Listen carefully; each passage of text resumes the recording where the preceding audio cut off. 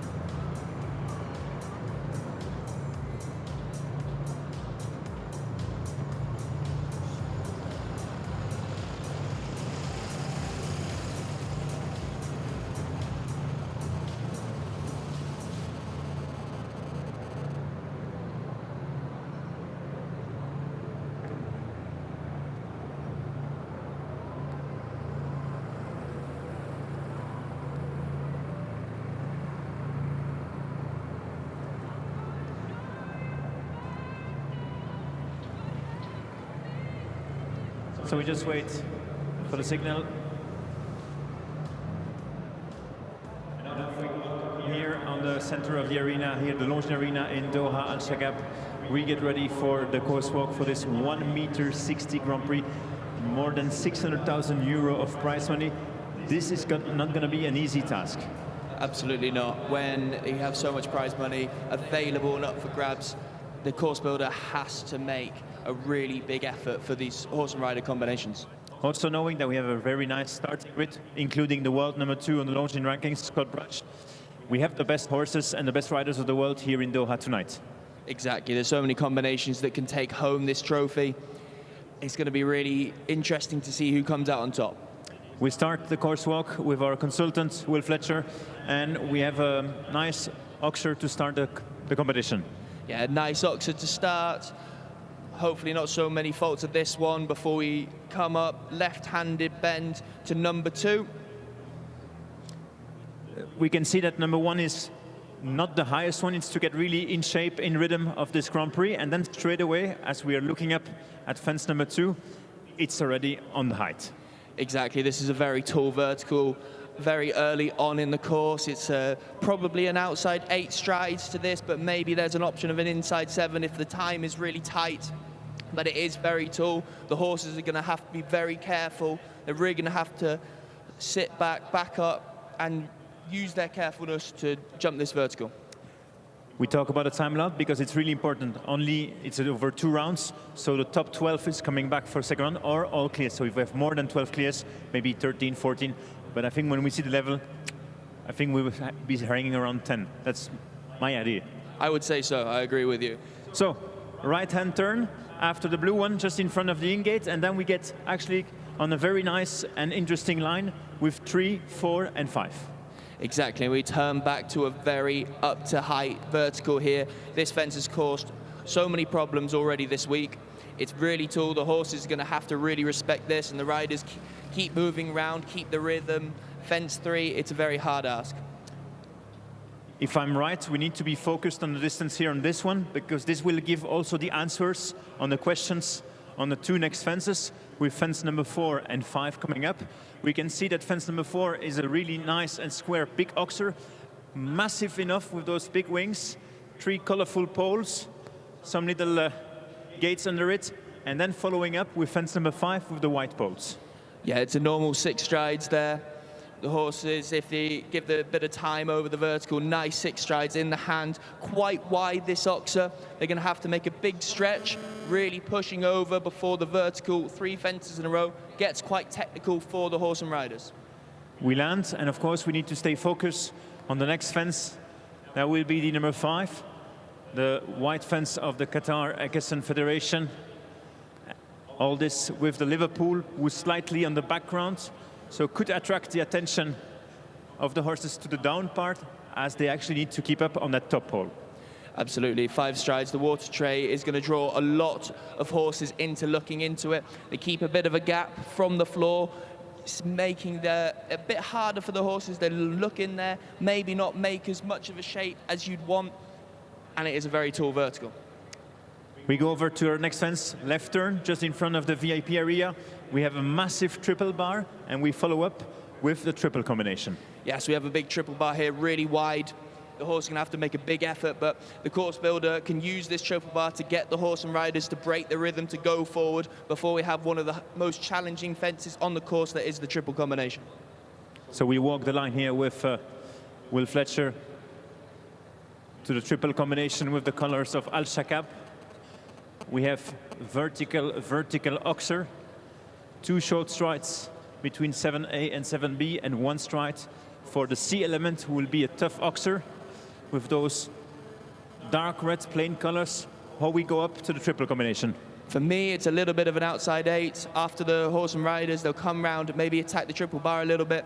I think for a really big combination like this, it is really up to height. These first 2 verticals, hard for the horses to jump. I think the outside 8, keep it collected, but it depends completely on what the horse is.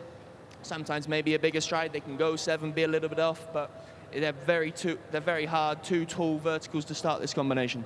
So we have the 2 short strides between the A and the B element, and then we have 1 stride, I think, where we need to use all the energy of the horse to get for the height and the width of the C element. Exactly. After the horses have backed off and propped off these 2 verticals, they have to make a really big stretch coming out. Part C, you'll see the riders putting a bit of leg on, letting the horse stretch, going into the crowd here. It's a hard element. We land from the triple combination, we go left hand. We have quite a wide turn, actually, to go to the next line with fences 8 and 9. But out of the turn, we have actually a surprise. It's one of the first times that we jump this wall. Yes, exactly. It's a really spectacular wall. A lot of horses, it's a little bit different. The gaps here, maybe the horses can look through it a little bit and not pay so much attention, but a little bit like the triple bar, it's a fence the course builders use to break the rhythm of the riders. We get a look also on those top bricks. They're really light. Exactly. Just one little flick of a toe, that can always come down. We walk the distance now to fence number 9. Also a nice, big 1.60 m square oxer with those 3 little Liverpools on the center part. Yes, and this, one of the bigger fences on the course, this is a proper power jump, really big, really wide, water tray in it, and a bit of a short 5 strides down there. The horses are going to really have to stretch to make that back bar. It's a big effort for them. We need to stay focused again because everything's coming really fast. After fence number 9, we can see the turn here to go to the bended line to 10A, 10B. That will be the second combination of this course. Exactly, and this line is one of the hardest on the courses. When speaking to Peter Schumacher earlier, they use the wall to break the rhythm a little bit, and they've got to keep the balance and the horses together to jump this line and keep it all together. So how will be the distance here to fence 10A? Do we go maybe a bit more on the inside, or do we need to open up the line to come nice and straight in balance here on this fence? Only 2 poles, a little bit empty on the center part. A little bit. It's a short 7 here, a big effort coming in, and a very, very tall vertical coming out. A short 1 stride. The horses are going to have to be really careful coming out of that. This is a really hard fence for them to jump. And then following on from the double, we have a really tall plank going into the side. It sort of mixes a little bit with the colors. It's hard for the horses to keep the concentration on that very delicate plank. Before we go on with the distance here after the combination, I have one more question actually for you. It's not only about height and width, but also maybe the design of the fence. We have like poles with multiple colors, pastel, and then delicate plank. Is that important? Does this can make a difference? I think it's very important. The course builders know that they have the single color poles in the verticals we see in the triple combination and the double here. And it's hard for the horses to have a little bit of change in the colors, and they have to be really aware and really attentive. It's something that the riders can't help with. That has to be the horses paying attention to this detail. So have a clever horse. It's one of the main informations of the night, and of course, best of all, a careful one. As we go on this very delicate plank, I'm thinking it's one of the most light materials we have tonight here, and also going into that corner. Maybe a few horses will jump to the inside? Exactly. When your horses are jumping into the corner, into the stand here, you can jump a little bit left, and obviously If you move left, the horse's jump comes down a little bit and maybe drop that left toe. And what's also interesting is you see the colors here, it's quite similar to what's in behind it. So it's, again, hard for the horses with the colors and the judgment. Just one of the many things that the course builders can do to catch out the horse and riders. So you need to think about the distance. How many strides here? I think it's 5 strides, 4 strides maybe, up to the blank here.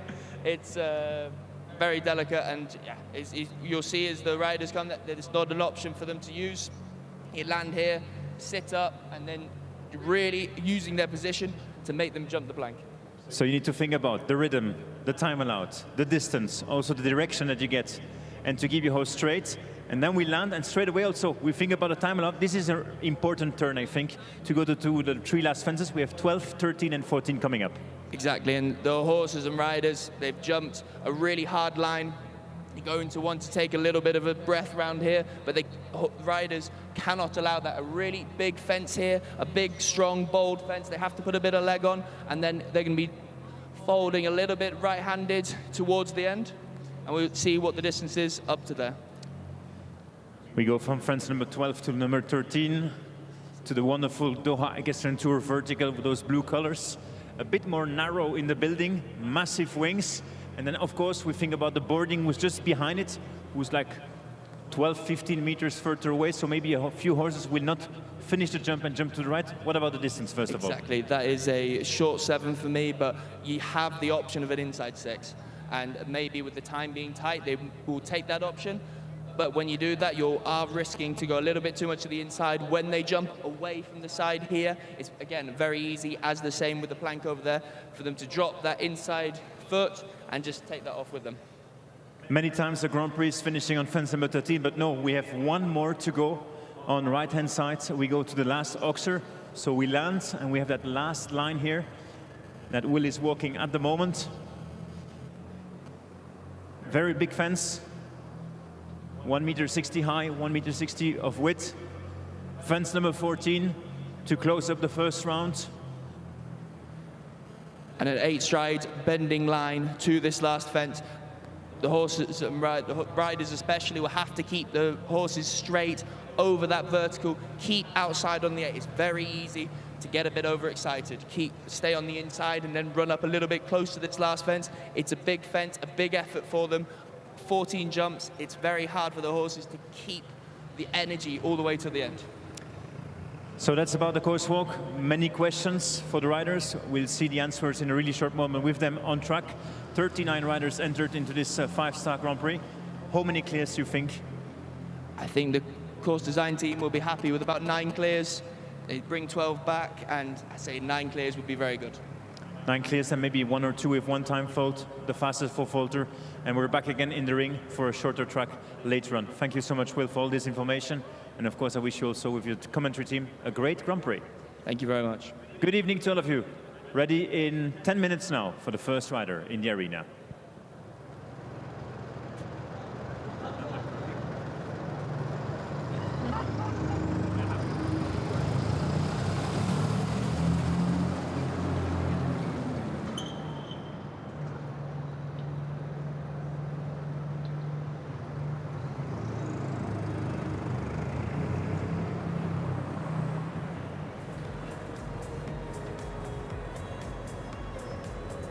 So as you can see on the clock, less than 10 minutes to go. We are reaching to the aviation to take up on the fence within 3 moments. If you want to enjoy this Grand Prix of the best here in the ocean arena in Doha, Alshaqab, you need, of course, even extra motivation into this competition. So, 39 riders coming in the arena, and I think most of the crowd is on this side of the arena. So it will be very nice of you to give a round of applause every time they come in the arena. Can we give a try? Imagine the first rider has entered the arena. And come on, guys. Okay, stop. If you come like this, I'm not even answering you. We need some more atmosphere. Can we try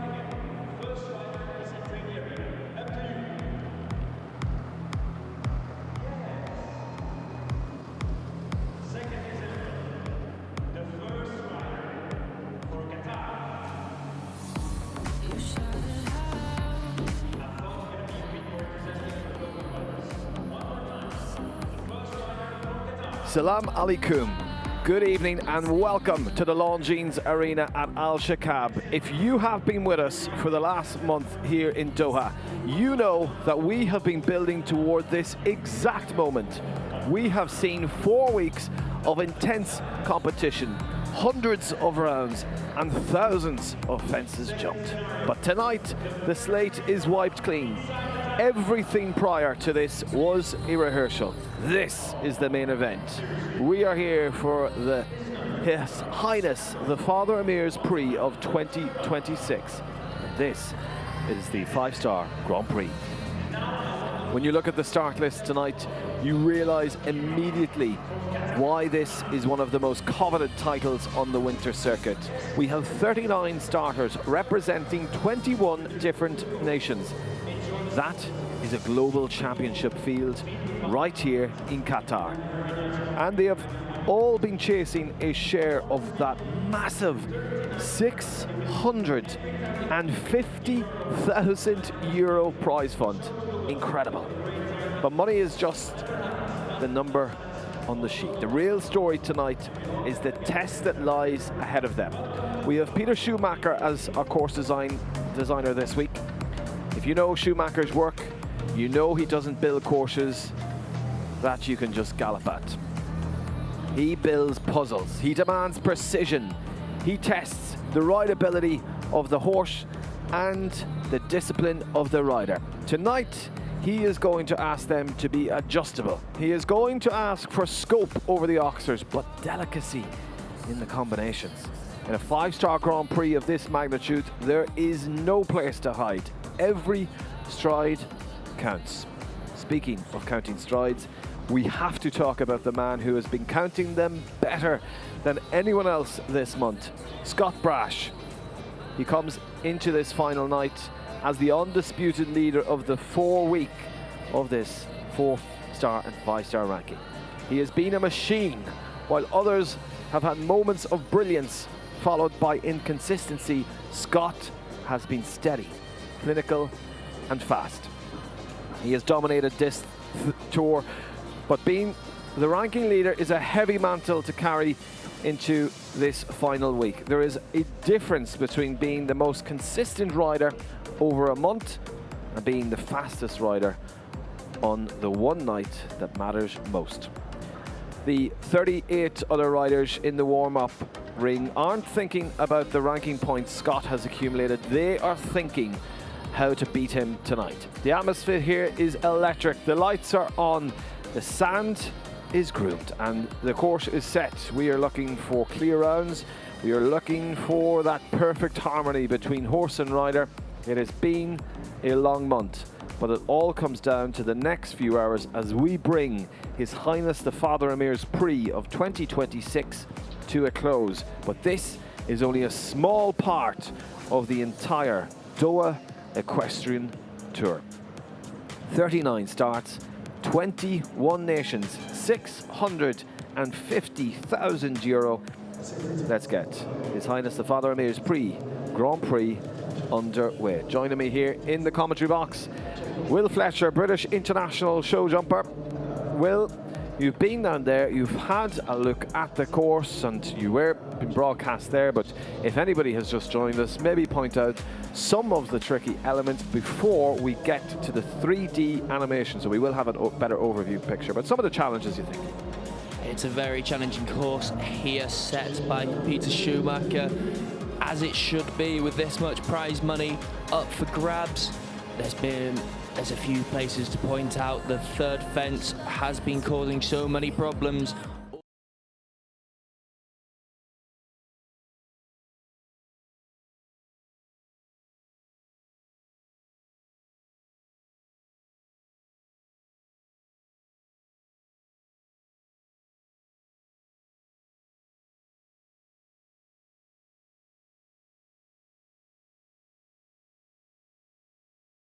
To get the ride underway, and then a little bit of an outside 8 or the option of an inside 7 straight to a very tall second fence, turn back to number 3, the black style. That will be a little bit challenging. You go 6 strides up to the oxer and then 5 to the water tray vertical. which will be a little bit difficult for the horses. Just looking into that water tray under the light, you come back around to a very wide triple bar that will just break up a little bit of the rhythm coming into the triple. You jump this combination, 2 very big verticals and a stretch coming out with the oxer, coming back to the wall, up to the oxer there, and then 7 strides into the double. Very tall and very careful coming out, and then into the corner, a plank, a very delicate one at that. That will be one of the hardest things on the course for the riders to care about. So you turn back to number 12, a big oxer, a tall vertical at 13, and then 8 strides run down to the last, a very big oxer, and that will bring us to the finish. Difficult track, it's supposed to be. It's a 5-star Grand Prix. This is going to be a spectacle of sport right here in the capital of Qatar, and my word, what a show they put on for us. A fabulous arena. Just look at the lights glistening down as the flags are shadowing the left and right of this arena. We wait for the first one to join us here in the Longines Arena. What a field ahead of us, and what a night, our evening of entertainment here in Doha. Dare I ask, any predictions? Always hard to be prediction, but there are so many riders in such good form. Harry Charles is on great form today, a win earlier and 4th place. And he's been on flying form and has saved Sherlock for this class. I think he's certainly one to look out for. But there's definitely down the line of contenders a bit later on. Anastasia Nielsen, ESI Rocky has been on great form, put her into 5th place on the ranking, the Grand Prix ranking leaderboard. And there are so many good horses to choose from today. Well, here tonight, this is a 2-rounded competition. 12 will be guaranteed to be brought back here. The top 12 from first round into the second. We will revisit the second round. It will be an entirely different course. But for now, the concentration, the attention turns to the first of the 39 starts as we go to a rider who has competed in 3 European championships. He is a regular at those championships and was a 4-time Hungarian champion. Well, he competed in the World Equestrian Games back in 2018, but last week he placed 6th in the 5-star 2-phase competition this day, last week. He rides Pero de Saran, and to start us off, where the stakes couldn't be higher here tonight, is Balas Horvat for Hungary. Kicking off today with the corner Obolensky Diamant Vasily Stallion.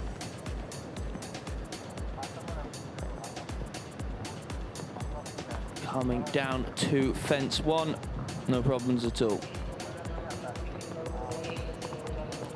8 strides on the bend over that tall vertical. Trying to keep the momentum around the corner to this vertical. Has a little bit of a look. Unseats and fraction, really kicking down on the 6. Bit of a big jump, gets away with it. Have to anchor up. Extra stride to the vertical, but he's still clear.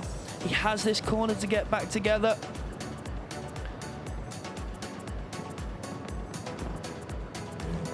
Big effort over that triple bar. Tries to balance in a little bit close. Coming in there. Big stretch coming out. And doesn't quite get away. You see there just a little bit close into that combination. Makes it very difficult. Extra stride now up to the water tray, but no problems there. Moving up on the 7. Back bar comes down. And then the short stride up to the small plank. Back round to this oxer, we get to see what the time allowed is like. The time of 82 seconds.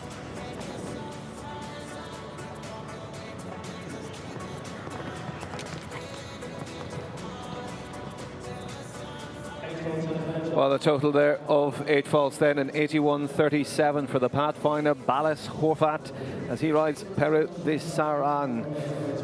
Well, we just really don't know how this is going to play out, because the top 12 are brought back, and I guess that adds a little bit of extra excitement around it. Normally in these jump-off competitions, usually it's all the clears, and when we get a clear and then another clear, we know that's Clear Rounds Club.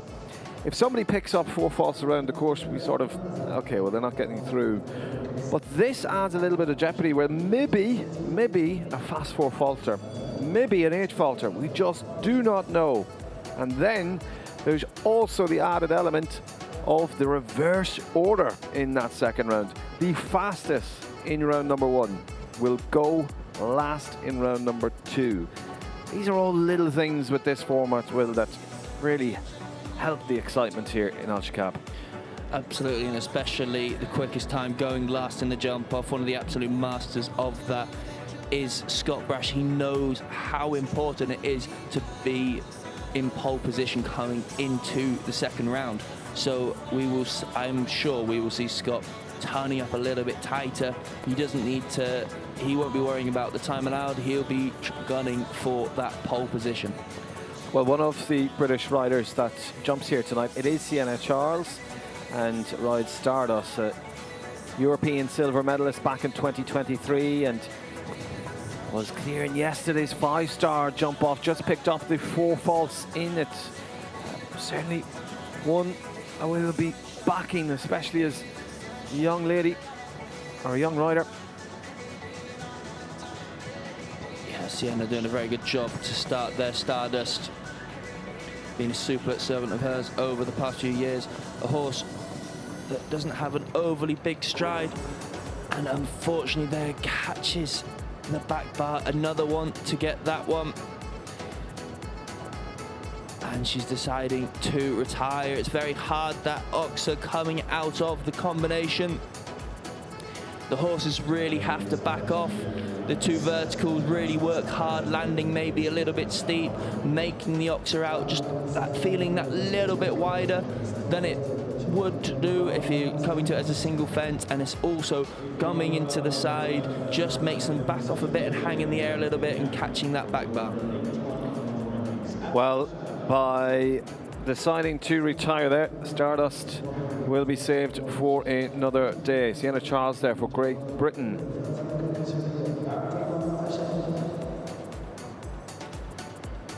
Well, he was the winner of the 3-star Grand Prix just previous to this. This man knows everything about winning. He already has 2 5-star wins this week. He's a World Cup silver medalist, one of the first in the Middle East to achieve such a thing. He's an Asian Games veteran, including individual gold back in 2023, a 3-time World Cup finalist, and not to mention an Olympic bronze medalist. The first for the Kingdom of Saudi Arabia. He rides Diriyah. This is Abdullah Al-Shabatani. And Al-Shabatli has been a great form, as you said, the winner of the previous class. Always a daring rider in the jump-offs, but can he navigate this first round? Just looking a little bit hot over the first couple of jumps. Can he keep it together? He's adding a stride up to the water tray.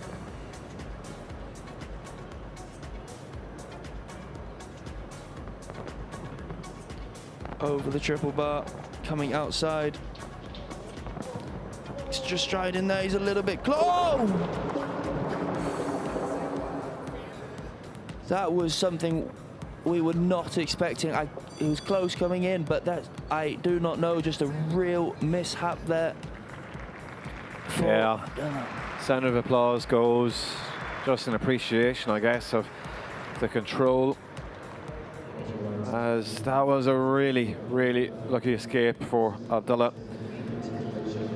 Well, he will know that that is going to be very costly here tonight, and he may be deciding to retire. In fact, he does, and Abdullah Al-Shabatli will retire. Diriyah, well, horse welfare and rider safety is very much at the heart of everything that Alshaqab does here. And there will be a veterinary team standing by there just to give Daria a little check over as they go on the way out. A wonderful team, right from everything from the facilities, but everything that goes on behind the scenes as well. Yeah, fantastic. The vets will be there. It looked, to me, it looked okay coming out. Hopefully nothing too serious there. Horse maybe looked a little bit hot and a bit bothered, and that was just something we don't see very often at this level of the sport. And just glad to see them walk out all okay. Well, to Sweden we go, to Vilma Hallström. Well, she's a World Cup finalist, former Sweden national champion, top 8 performance in last week's 145, part of her 5-star jumping. She goes with this beautiful grey mare, CCBJN. For Sweden, Vilma Hallström. Yeah, this horse has been fantastic for her, been a major part of the Swedish teams that have been so successful in recent years.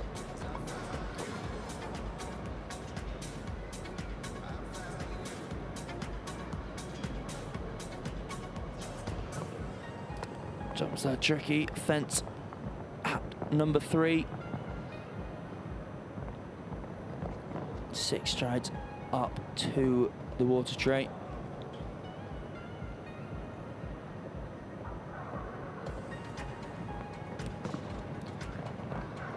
Big jump over the triple bar. Can she balance into this combination? Sits up on the 2. Bit of support going out, bit of a stretch, jumps it really well.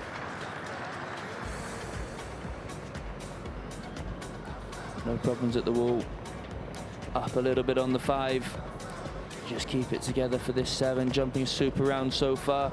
Can she sit up coming out? And no. The vertical coming out is a very difficult fence, that one. A jump in and maybe a little bit too quick. And it's at that height, it's very hard for Wilma and her horse Cece to just back up and jump it, but she's no problem with anything else. So a time of 80.79 and 4 falls, just the 4 falls coming out of that combination for Vilma Hallström or Sweden. Well, we'll just have to wait and see as we get that replay of her knocking that fence. Will it be good enough to secure one of those 12 that go through to round number 2? Well, next is a rider that has a real quiet determination when he rides. He is a Doha specialist. He is back again this year after dominating the podium here in last year's tour. This is Quinarius, a rider that had 4 top 6 performances over the last 2 weeks alone. Roberto Privitali, Italy.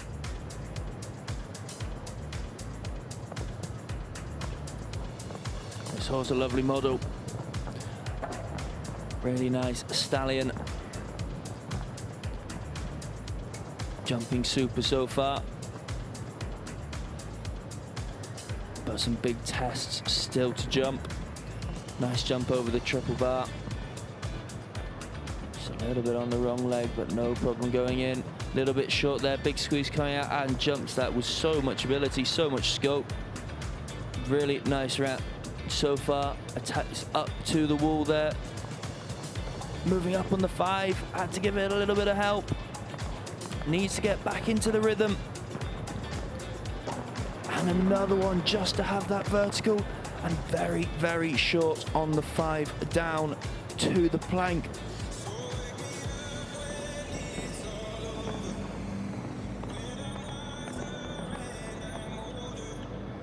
Well, with that same fence down, Roberto Privitali is set to cross the finish line in 79.66. It is 4 falls for the Italian man, riding Quinarius. Again, that fence goes well. Absolutely, it's a shame. It's a really difficult line that Peter Schumacher has knows it's difficult. He's made it difficult. The interesting thing for people watching, the wall is where it all starts. It's something that just breaks the rhythm. It's a normal 5 strides up to the water tray oxer, but they jump the wall a little bit hesitant, land a bit steep, and it just goes a bit out of shape till there, so you're not quite so balanced coming into that double. Well, maybe you haven't joined us this week. Maybe you don't know, and maybe you've heard it multiple times. But joining me here in the commentary box is Will Fletcher. And now goes his brother, Ollie Fletcher. He won the European Young Rider Gold Medal in 2024. He won a 2-star competition here in Doha. In his first ever 5-star Grand Prix in London, he placed in the top 5. And in the previous competition to this, our 3-star Grand Prix, a top 6 performance. Running Casanova 1 BVLZ for Great Britain, Ollie Fletcher. This is a big ask for this horse. It's a new combination. Apologies if the commentary isn't as smooth. We'll be holding our breaths a little bit. Oh, a little extra stride up there, but no problem. Can't move on around here.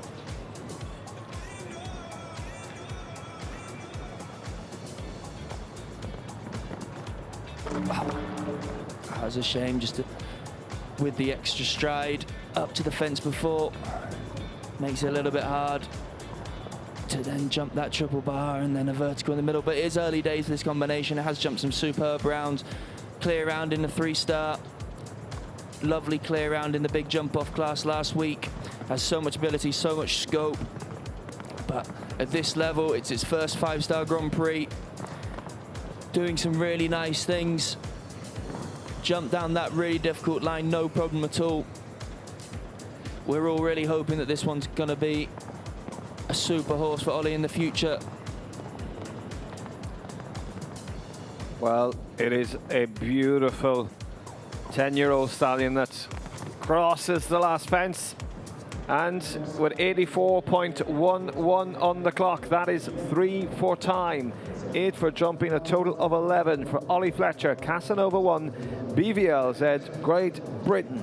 But first 5-star Grand Prix, will he be happy with that? I think you'd have to be very happy with that. I think Ollie might be a little bit disappointed to have the triple bar down. I'd say, if he's been honest, a little bit his mistake at the one before that just didn't keep the rhythm, and when you're jumping at this level it's really hard, but it is difficult for him to go into this level with a new horse, and it did jump something absolutely fantastic. A really green mistake in the middle of the combination on its part, but no, I'm hoping we will see that one in a jump off of a big Grand Prix before he gets a flight home.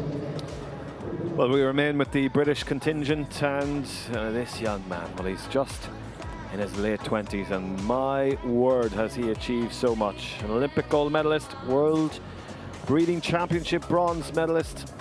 He has represented Great Britain at the European Championships last year in La Coruña in Spain.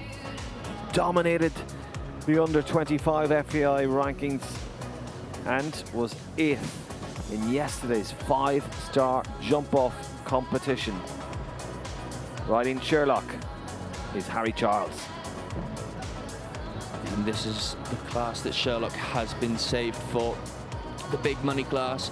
Harry knows how to perform on the day, as we've seen so many times. Bit of a stretch over that triple bar. Really balancing into this combination. It is such a short 2 in here. He holds it together and no problem coming out. This will be one of the favourites. A little look at the wall, and he's having to really move up here. He's just going to have to get him a bit balanced for this double. Pulls him into it a little bit. Harry does a great job using his body to get it up over that second part of the double, and shortens really well down to the plank. Time will be no problem at all. He attacks the oxer.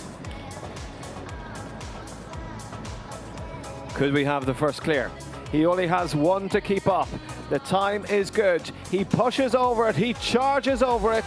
It is the first clear of the 5-star Grand Prix here in Doha, part of His Highness the Father Amir's Prix. What a round, what a clear. The first clear goes to Great Britain's Harry Charles. That was an exceptional round. Definitely one I thought was one of the favourites, and he jumped super. Harry just knows how to deliver on the day. That was a brilliant round. He'll be delighted. Can't wait to see him back in the second round. Well, we have so many more to get through. 32, in fact. Well, Harry Charles has possibly secured his place in the top 12. We don't know.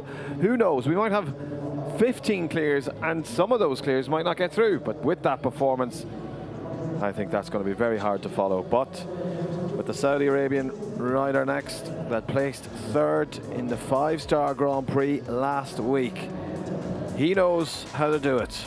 He's a social media star. He has over 200,000 followers. And he's also an incredibly talented athlete. Gold medal at the Asian Games. He's a Paris Olympian. But tonight, it is 4 faults at the first fence. Well, that is a bit of a shock. This horse can produce some excellent rounds. And 2 early fences down for this very experienced pair. The first fence just can throw your rhythm off a little bit.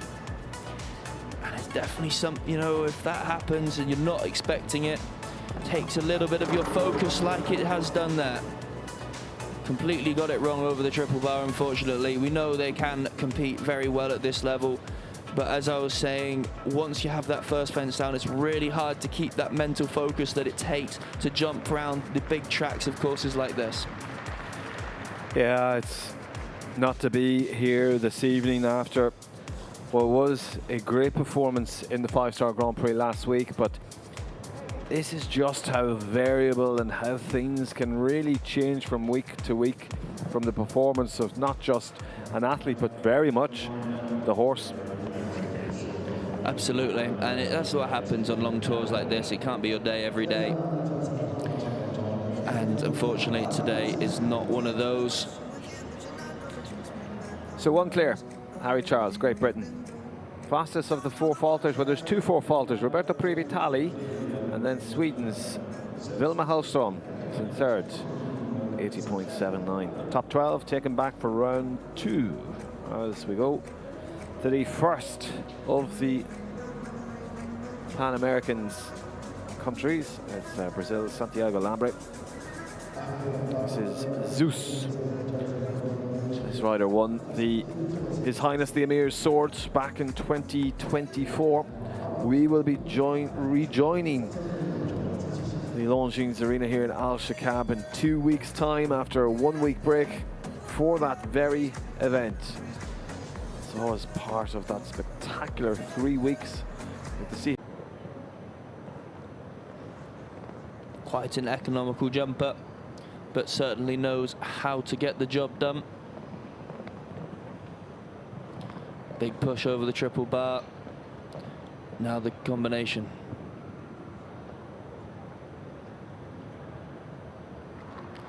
And Santiago does a great job just winning it over the back bar. A little bit closer, he's gonna have to move up a little bit. No, goes for the extra stride, and too close. Again, that wall is playing such a vital part of this line.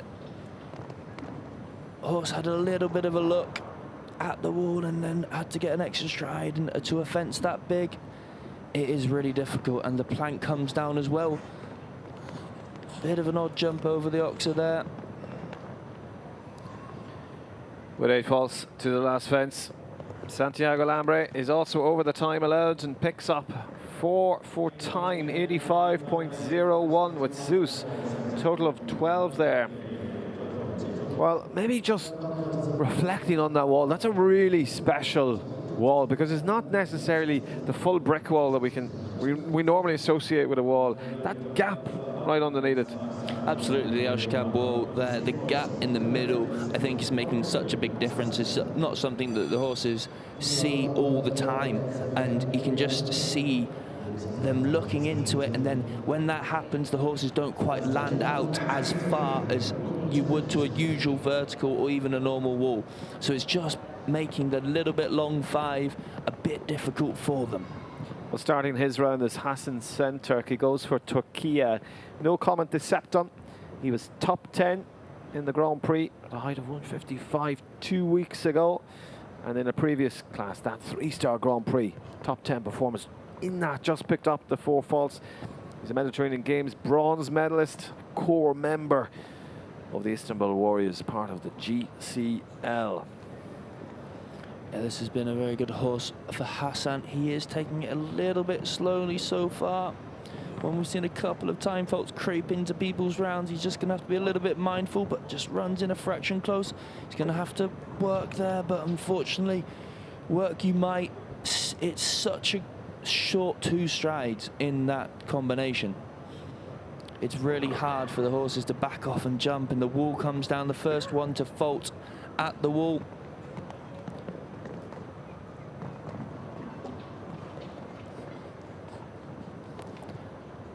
And a real shame for Hassan to have 8 faults so far.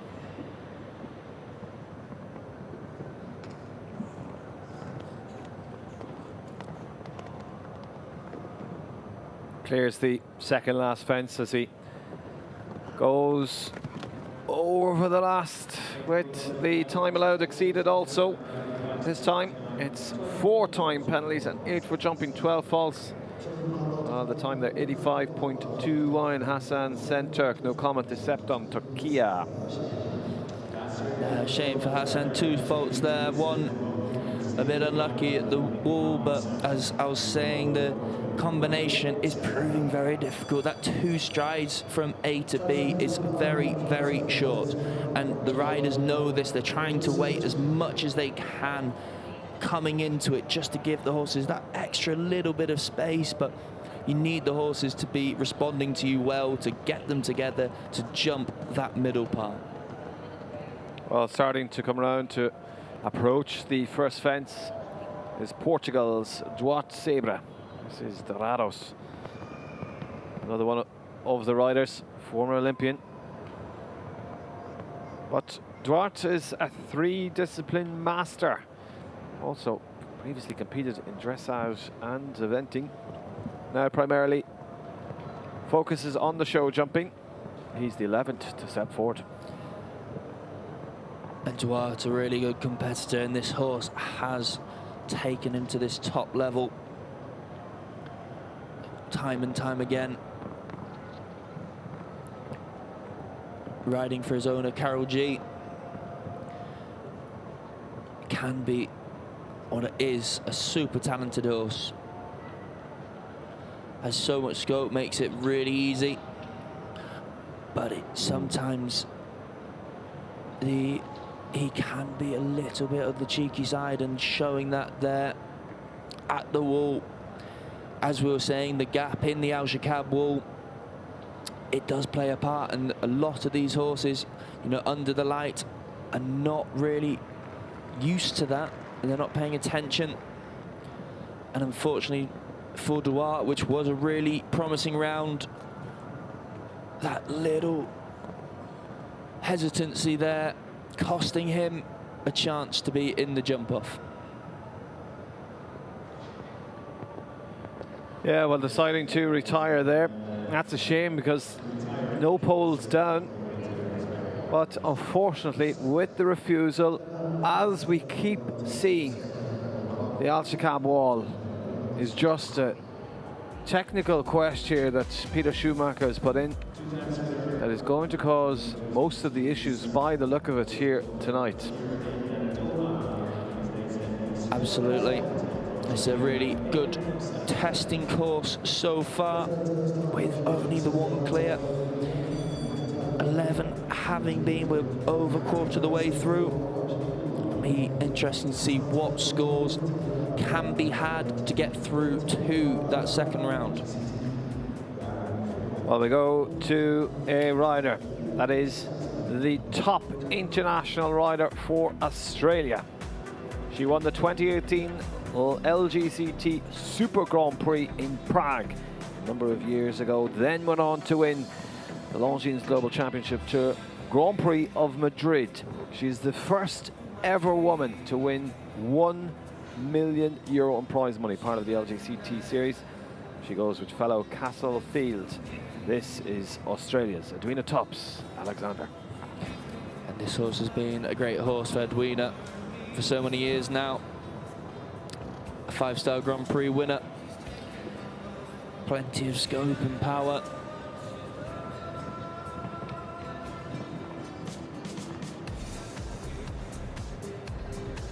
Shortens up on the 9 really well to get that middle part jump, and the coming out is no problem for this horse. Come round to this awkward line, jumps the wall no problem. Up on the 5 to the Oxer, jumps that really nicely. Can it back up here? Rubs it but gets away with it. That was very close. Working hard over the plank, but no. Another fault down that line that is causing all of the problems.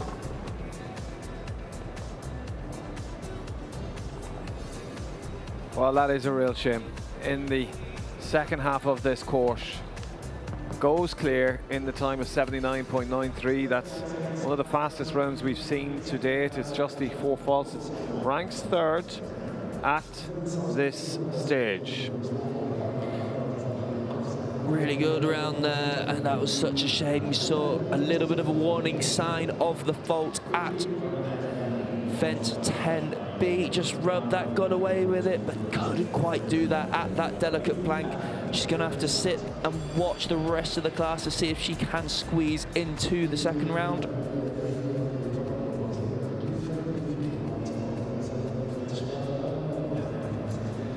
Well, this young lady had a super tour last year. She's back again under the sun of the day, but now the glistening lights here of the Longines Arena in Alshaqab with quickly Die Van Het Leuzen-Liedenhoef. This is Millie Allen, now based in Belgium. She has 11 European medals. She is a medal machine, and on week number 1 she won the 2- and 5-star speed challenge. She's also won the Royal International Days at Hickstead, Great Britain's Millie Allen. And very quick around to that fence 3 for Millie there. This horse jumped the 6-bar yesterday and won, putting in a great performance. Millie, a great rider in her own right. Really trying to angle, just a bit keen coming into this combination. Jumps the first really well, and jumps that combination as good as any horse has so far. A little look at the wall shaft, move up here on the 5, no problems. Can she just keep the balance down these pivotal? She goes 1 less, no problem coming out. Just work hard, Millie. She's still clear.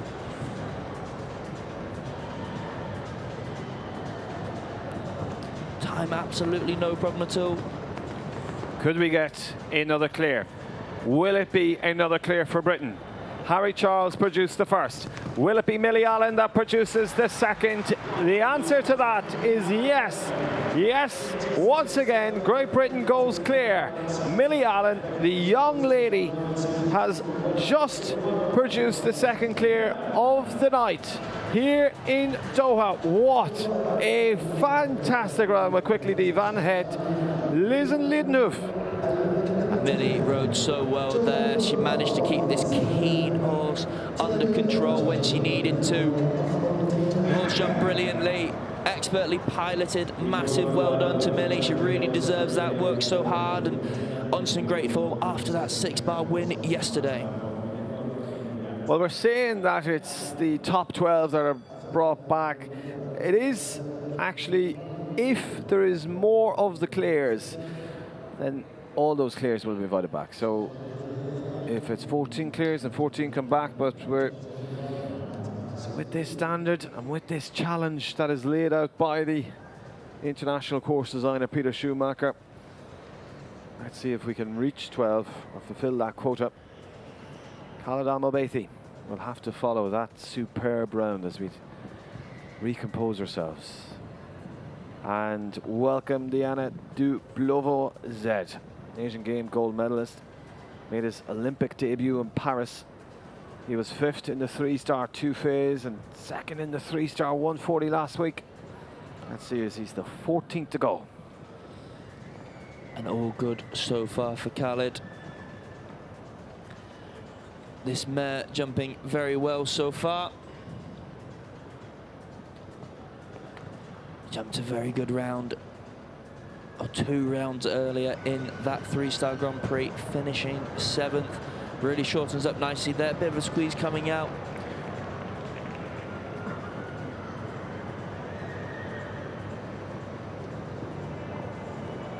You keep going to keep this horse clear. A rider from the Kingdom of Saudi Arabia, a little bit off here. Touches that, coming out really short on the 5. And he's got away with it, no problem. 3 fences to go. He's done the hard bits. Can he keep his composure? He's had to follow the round of Millie Allen. 2 for Britain through to the 2nd round. Will it be a great round for the Kingdom of Saudi Arabia's Khalid Al-Mabithi is through at a time of 81.78. Well, Diana Duplevaux, Z, and 3rd clear. And also, maybe just to note the times, as they will play a part in that 2nd round. Absolutely, and a great round there for Khalid, working so hard over that last fence. He drifted a bit wide, causing his time to be a little bit slow. He only just sneaked inside the time allowed by 0.22 of a second, but clear round and ready to go. A beat of the clears in the 2nd round. He will most likely be very early to go. Well, this is the man of the moment. This is the man of the tour. He is the world number 2 and has been jumping here over the last 4 weeks.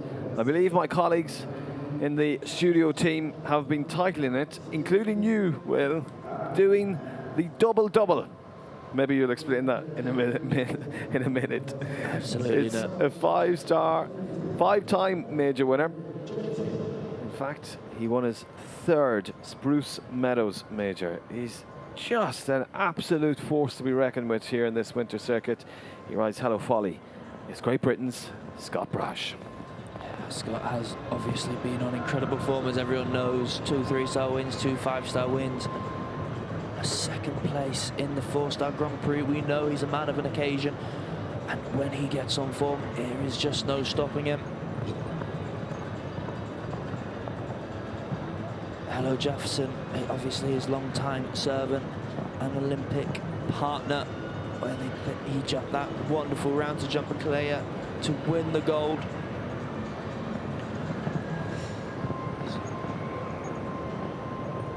Jefferson's trademark style, head up.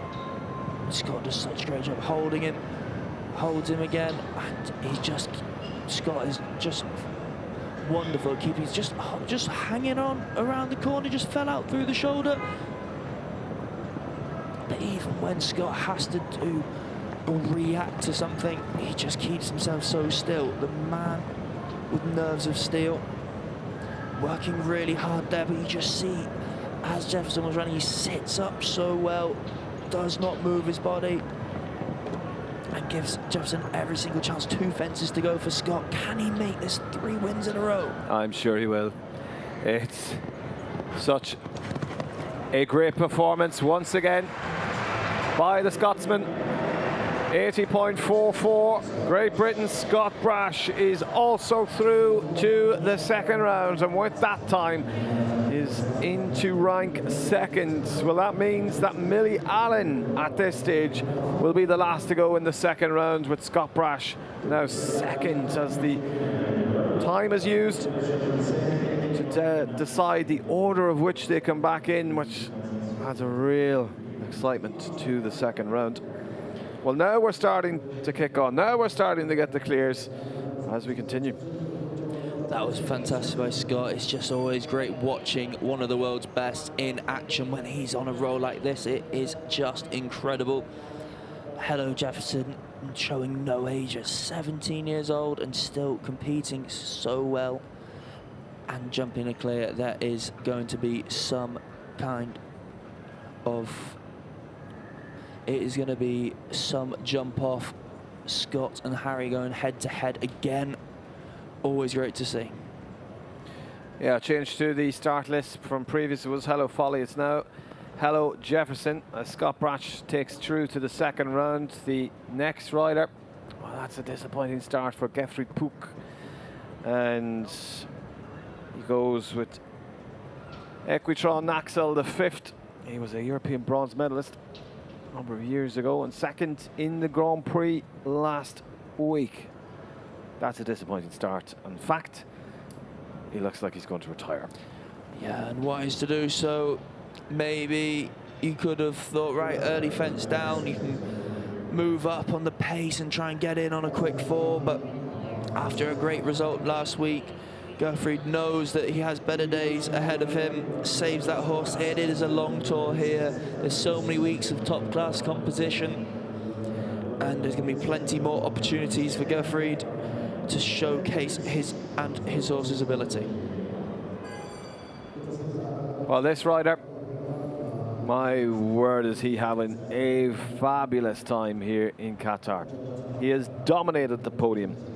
He has had 13 top 10 performances in the last 2 weeks alone, and 9 of those have been on the podium. Emanuele Guardiano goes part of the Cabinieri of Italy. He rides Esteban de Hus, a rider who knows everything about winning a 5-star Grand Prix, as he won the Longines Global Championship Grand Prix in Mexico.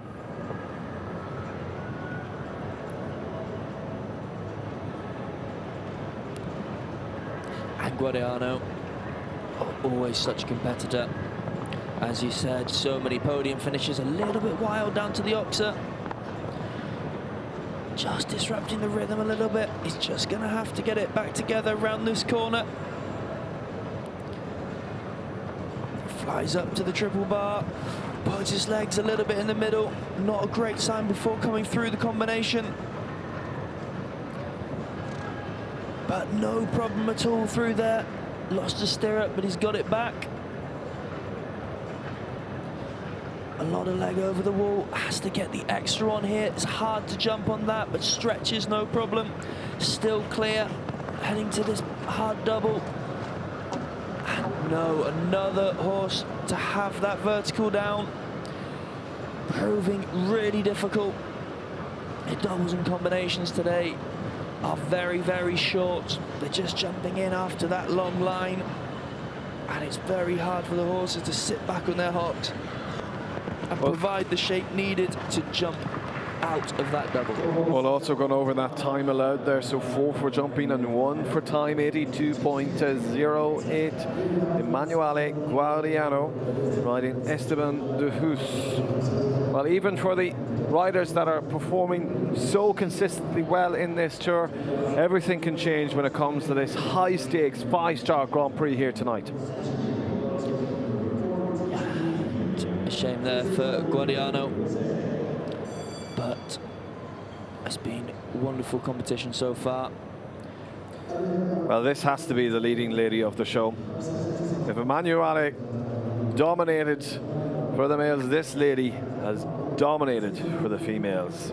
She has had 15 top 10 performances in the last 2 weeks alone, and 4 of them have been a win. She won the 155 5-star jump-off competition yesterday. Let's see if the lady from Florida can get through to the second round. She goes with Bull Run's Gira. It's Kristen Van der Veen for the United States of America. Kristen, as you said, has been on such good form, this horse. Jumping excellent yesterday to take home that win. She's done great coming out here to Doha. Such competitive riding, just a naturally fast rider against the clock, taking strides out wherever necessary. Little bit fast into this combination, really has to shorten up, but no, just a mistake there by Kristen, who's had an almost perfect week. She had to push on those last few strides into the combination, making that short two a little bit too difficult, but she is a quick rider. She's going to be prying to get in to this second round, where hopefully she'll be able to provide an upset.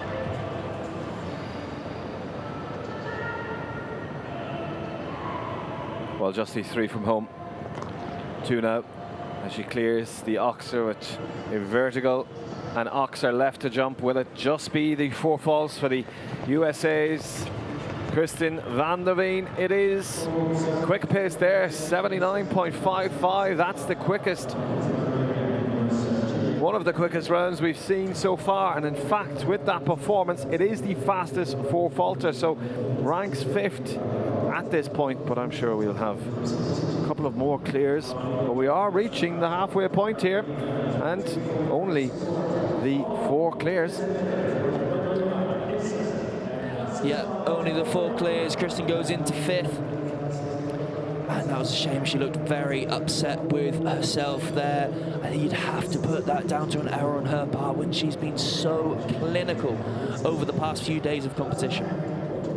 Well, 2 until we take that break, and next, 1 for the home crowd, 1 for the home nation, the state of Qatar. Basim Mohammed rides ISM, 4th in the 3-star on day number 1 this week. But he is an Asian Games gold medalist. He was the first Qatari rider to ever win a 5-star Longines Global Championship, and he was an Olympian back in the Rio 2016 Games. For Qatar, Basim Mohammed. It's a very hard ask for Basim Mohammed, and not altogether for that triple bar. But this horse is only his first week of jumping with this particular horse, which is a very hard ask to come in to this very big class, this big 5-star Grand Prix on a horse you have only ridden for a week, but jumping a super round so far, considering. Really trying to keep tight, but goes a little bit wider round to the Oxer. He'll be disappointed with the triple bar being the fence he's had down on otherwise a brilliant debut at 5-star level. It's 79.54, 4 falls then for Basim Mohammed and Isam. Will some of these riders, if they take a 4 false earlier on, or even, I guess, even at the late stages, do you think it is worthwhile, if you just have the 4 false, to really push forward and get a fast 4 fault to maybe get in with a chance to fill that quota?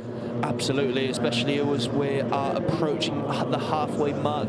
When you have an early fence down as a rider, you have to keep pushing to get into that second round. There's some great money the whole way down the line, and if you can cause a little bit of an upset to the clears and push yourself up the order, all the better for those 4 falters. Well, last to go before we take an arena maintenance break at the halfway point of this 5-star Grand Prix. Marlon Mondolo Zanatelli. This is Catulion, and a rider that's a double Pan American Games gold medalist at team and individual. He's a World Cup participant back 2 years ago in Bordeaux in France. Last to go before the break for Brazil. Marlon's such a stylish rider, always one that's great to watch and to learn from. He's been on some great form of recent, picking up some great results the whole way through, including the big 155, the jump-off class yesterday.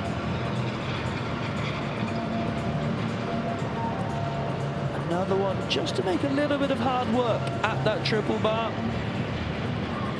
but gets a perfect stride into the combination. That is the one you want as you are trying to jump this combination. No problems with the wall, nice and even up to the Oxer. Is this going to join the clear rounds? But no, the back bar comes off of the Oxer going into that double, and the plank comes down as well, looking a very good round up until then. Such a shame there for Marlon. Well, just the one then the jump with a really disappointing 2 down for the Brazilian. Marlon Mondolo, Zanatelli, Cantulion. Well, that is the halfway point, and we will take a really mindless break at this stage. Top of the clears is Millie Allen with a time of 80.12. And at this stage, it is just the 4 clears. We will be back with you in just a moment. Go make yourself a cup of tea, cup of coffee, make yourself at home, sit back, relax, and buckle up, because we are in for an afternoon and evening of entertainment.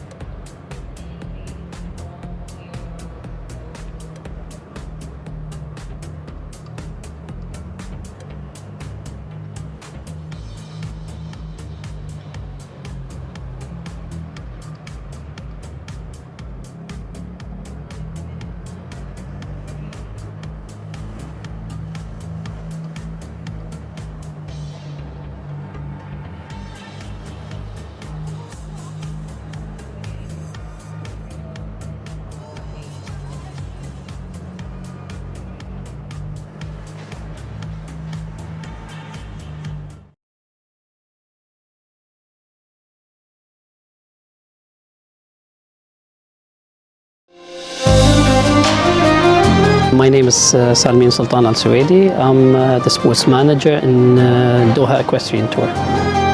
I've been a rider for 22 years, since I was 8 years old. And to be on the ground and managing such an event, 1 4-star and 9 consecutive 5-star events, is something pretty amazing. For the total of the 10 legs we have this year, we have prize money which exceeded 10.5 million euros. Alshaqab and the Qatar Equestrian Federation have been supported by the Qatar Olympic Committee for many years, and so we did a joint committee that supported this great event.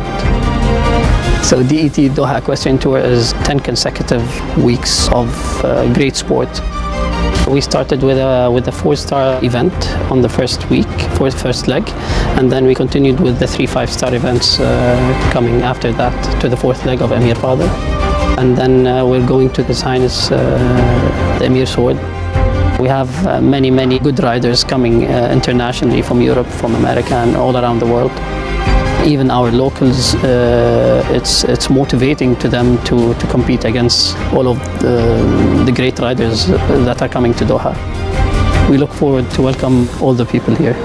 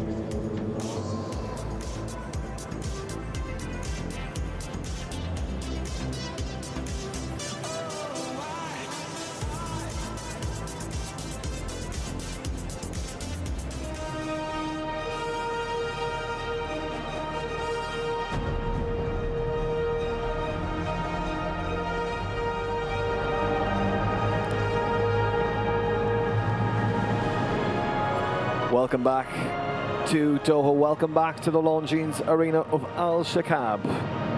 If you have just joined us, a total of four have guaranteed their spot in the second round of what is a thrilling display of show jumping here this afternoon. It is breathtaking, the talent and the field that we have outlining, with a prize fund of €650,000.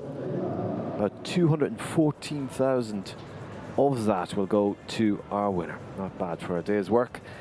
As the crowds are building here, and I'm really enjoying the afternoon, or what is now evening here in Doha, of sports. We continue with the next pairing ready to go, waiting for the ground jury to sound the bell. We go to Nadia Peter-Steiner, and this is Mila. Well, representing Switzerland, and Ryder placed third in the 5-star jump off last week, 6th in the 5-star Grand Prix last week. She will be looking to do something similar as a European bronze medalist. It's Nadia Peter-Steiner, Switzerland.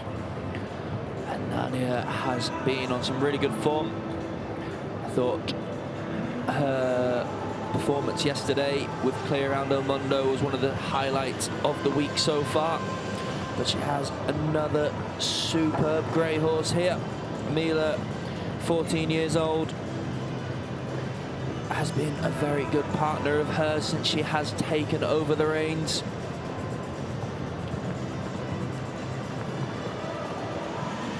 Picking up some superb results all over the place.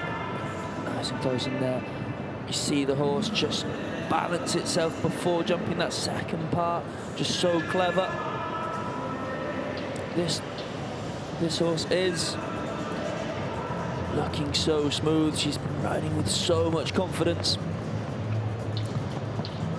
Lovely through the double. And just, again, you can see Mila just readjusting herself, making sure she is completely balanced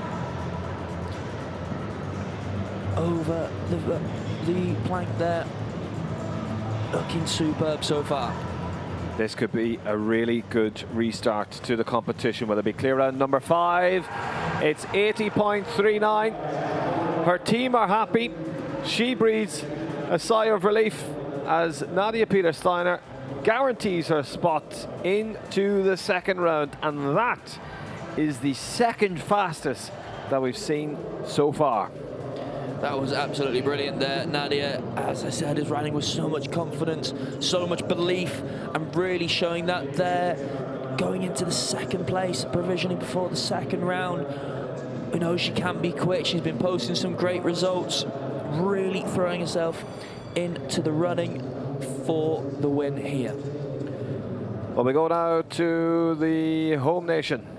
Let's see if this man can get one for the crowds here.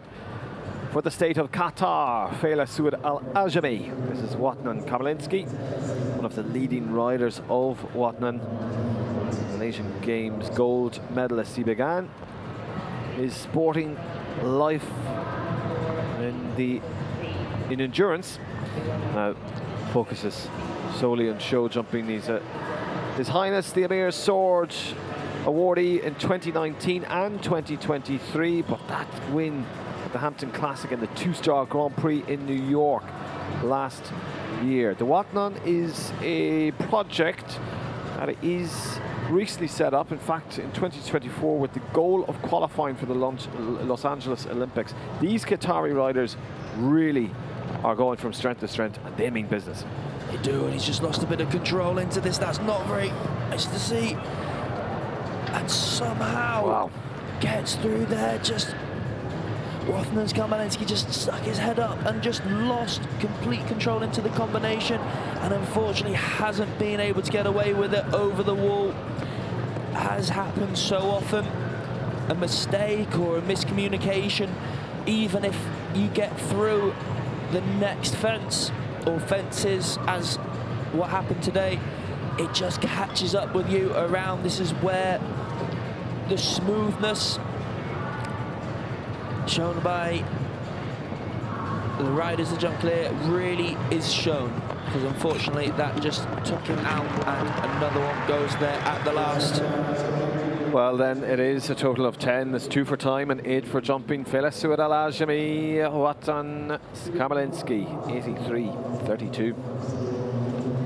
That was a real shame there.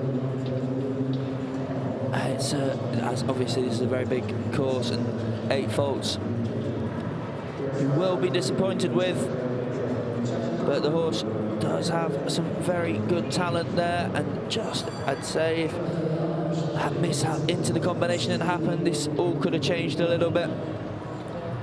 Well, unfortunately for the home crowd here, no other Qatari riders in the lineup, but at this point, holding on to rank 6 is Qatar's Basim Mohammed as the fastest 4-faulter. We'll see how that fares out with a very calm and clinical rider next.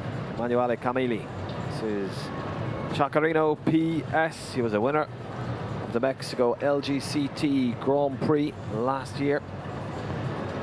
He's part of the Paris Olympics, and he's a Sunshine Tour legend. He has won multiple Grand Prix there. He was competing in Riyadh to finish the year off last year for Italy. And Emanuele Camilli here with this big jumping horse really came on through the end of last year to join his team, as he has 3 very experienced, good 5-star Grand Prix horses, which is excellent for him. Just looking a little bit keen, a bit quick into this combination. Worked hard in the middle, big push out, flicks out, really puts in a big effort. Lost the stirrup. Has he got it back? Just about, and just ducks out there. Oh, that was a shame. I think a little bit he lost his stirrup, just took the concentration of Camilli around the corner. Oh, not. Just does not like the look of that wall that has proved a few problems already. It's a really special wall.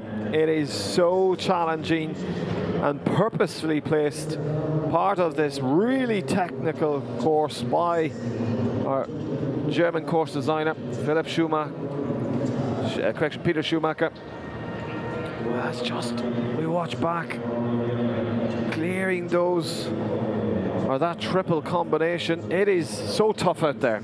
It is very tough, and I'd say that would be one of the favourites to get into the second round there. To take a disliking to a wall like that, it is very, very surprising. Has jumped so many rounds in so many places, and to be faulted or even be eliminated at the Alshaqab wall, proving its difficulty in this course. Well, what a night this man had last night in the 6-bar challenge. He ended up second in that, but he's a Spruce Meadows Masters winner. He's a European silver medalist back in 2023, the Rolex Grand Slam previously in Aachen. He won a 5-star 1m45 this week, but in the previous class placed 3rd in the 3-star Grand Prix. Oreo Dior, the Deutschland, Germany's Philipp Weishaupt. And Philip, obviously a Grand Prix winner in his own right. Has jumped. Plenty of championships. Very experienced now. Rides perfectly into that combination, giving Oreo as much confidence and belief to jump it. Very forward. At the wall. Not quite so smooth to the oxer. Does that mean he can jump through this? Yes, he can. Really shortens up on the 5. No problem at all. Philip using all of his expertise and experience to get him over that plank. Coming down to the last. Is this another clear? Yes. That's a fast clear as well, as Philip Isop is now leading the clear round club 76.86. He's nearly taken 3 to 4 seconds off what was Millie Allen's leading time of 80.12. More importantly, he secures his spot in the second round and will be last to go if he can stay there. And that is a very quick time looking ahead to the second round to put himself in pole position provisionally. He's done extremely well, has Philip. He was tight everywhere. He was wanting to be last to go. Yes, we still have a few more to go to see, but that is a very, very quick time. We haven't seen that time as of yet, and to have it with a clear, he's done extremely well. Well, next, the rider that's starting her round there, tip of the first pole, the front pole of that oxer. It's 4 faults early on for France's Laura Tribe, but she's been performing here so well, including 8 top 10 performances and including a number of wins, but not to be here tonight. And it's interesting to see that first fence has come down a few times actually, and it's, you wouldn't say at all it's the most challenging, if not the easiest, but it does. Today, for some reason, whatever reason, a few have faltered, but Lara has been on some really good form. Jumped brilliantly on shotgun and jumped super. That was today with shotgun, and then jumped super yesterday, jumping a clear round. She's really rising up the ranks, and this will be a great experience for her jumping in these big 5-star Grand Prix. And a very late falling pole at that difficult double. She's ridden a really nice round. She's kept very even. I have to put this to training though, unfortunately, but there'll be plenty more days still to come for Lara. Wonderful experience gained here in the Longines Arena of Alshaqab as she jumps the last fence, exceeding the time allowed is 4 for time and 8 for jumping, 85.50 for Lara Triband, Memphis Z, France. Yeah, that was a really good round for her. Shame at that first fence. After that, I thought she rode very, very well. Really good experience, and the horse jumped brilliant. 2 very unlucky poles. It could have been a clear round on another day. Well, we remain with the French riders, and Inès Joly goes with Crack Doggy Z, this fabulous 11-year-old stallion. But this lady comes off the back of an incredible performance in Abu Dhabi at the Al Shirah Hickstead Speed Derby. She is the new champion. But even from the beginnings of her career, she was the winner of her second ever Longines Global Championship Grand Prix when she won the 1.5 million LGCT Grand Prix of Monaco. She goes next. Inès Joly, France. And Inès has produced so many horses over the past few years. Done a really good job at doing that and continually bringing them up to this 5-star level.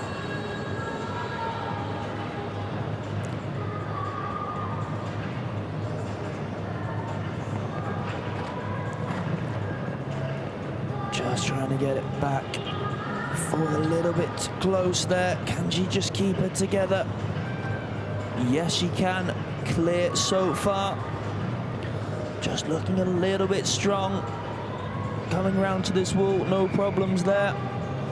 Can she just hold? Crack Dagley up together. Working hard. And it finally, a fence falls. Just, you could see there, just getting a bit keen and a little bit strong, coming into that double. A little rug coming in. And just couldn't get away with it coming out. You can see her pick the pace up. She'll be aiming for a fast 4 and clears the last. Well, 81.77, it is going to be 4 faults, and therefore in that time of 81.77 is unlikely to join us in the second round. That was a shame for Inez there. Jumped a really good round, a very talented horse. And just seemingly as the round went on, just got a little bit stronger and stronger. And it's really hard at this level. She did a great job at keeping it together, but unfortunately, a really unlucky fence falls there for Inez. At this point, Philip Weishaupt, Millie Allen, Nadia Pires-Steiner, Scott Brash, Harry Charles, and Khaled Al-Mabaiti. They have guaranteed their place in the second round. Will we have one for Lebanon? Roger Chamas. This is Glondion Di San Giovanni. Well, right from the beginning of his career, he won the European Youngster Cup champion, but he went on to continue his success, including his World Championship debut just a number of years ago. He's known to be tactically conservative, but extremely reliable. Let's see, as Roger Chamas goes. Fortunately, an early fence down there with a lot of challenging obstacles coming up now. That is a little bit of a shame.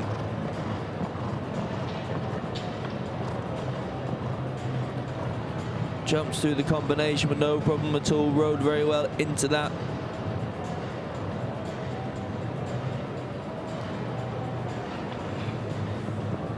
A little bit up on the 5. Can he just keep balanced through this line? Makes a big effort, and no.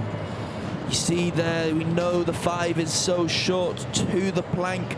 Roger just tried to get one step ahead of it and sort of sat up maybe a little bit early and just didn't allow the horse to flick out behind and finish off the jump. It's a really hard part of this course set by Peter Schumacher. Well, finishing the round there with 8-4 jumping, 81.86, Lebanon's Roger Chamas. Lebanon. Very good round. Jumped super, so many positives to take away, but a very cheap fence there, a fence 4, and then the course builder showing all of his tricks to pull. You see there, he really sat up to wait, and it just touched it off behind. An excellent round though, but it is 8 faults. Well, we move on to the German lady, Jana Frederica Meyer-Zimmermann. Goes with Selagon Kashkai. This is a lady that placed second in her 3-star Grand Prix previous to this. But last week, she finished 4th in this 5-star Grand Prix.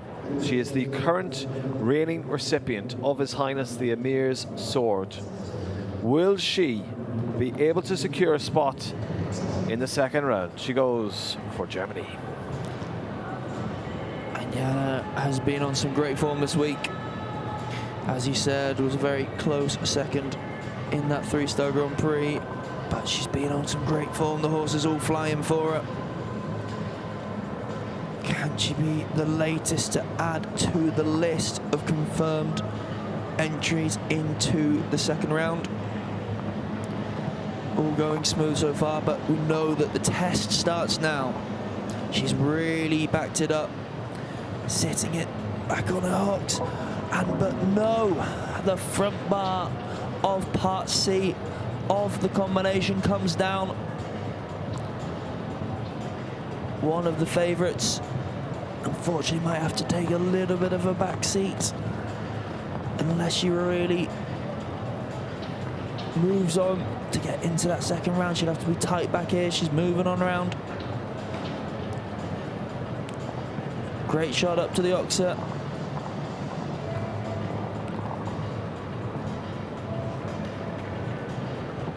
And one less to the last. But the chance doesn't pay off. That also goes, that last fence, the front rail in fact. So 8 falls for Jana Frederica Meyer Zimmerman at 77.85. Won't be joining us here tonight in the second round. As I said, one of the favourites goes out. It jumped the first 2 parts so well. She did a great job of anchoring back before the combination, and then when she dropped her hand to let the horse stretch out, it just came out of the traps a bit too quick and rubbed out the front bar of Part C. Well, one of the favourites looking ahead, we have the likes of Eve Jobs, who's been performing really well and in fact is second in the overall series coming up. The likes of Abdel Saeed, but also Max Kuhner finishing off Jane Annette. It's a really wonderful field of play as we turn our attention to the Brazilian. It's Sergio Nupperman Jr., Corina Blue for Brazil. Oh, just has a little bit of a back off at that first fence, but plenty of time to get it. Yeah, just dropped off around the corner a little bit. It just isn't quite where you want a real big back off at fence 4. The rhythm just hasn't quite got together, but he's still clear. Coming round to fence 6, can he use this corner to attain that? No problems with the triple bar.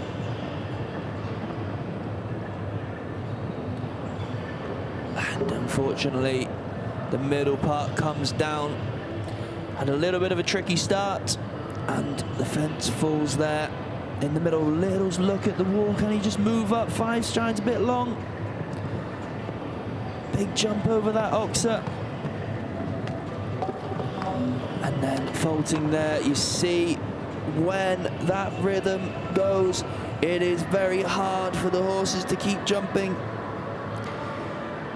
at this high level. 3 down there, 4 down now. It's a shame there for Sergio.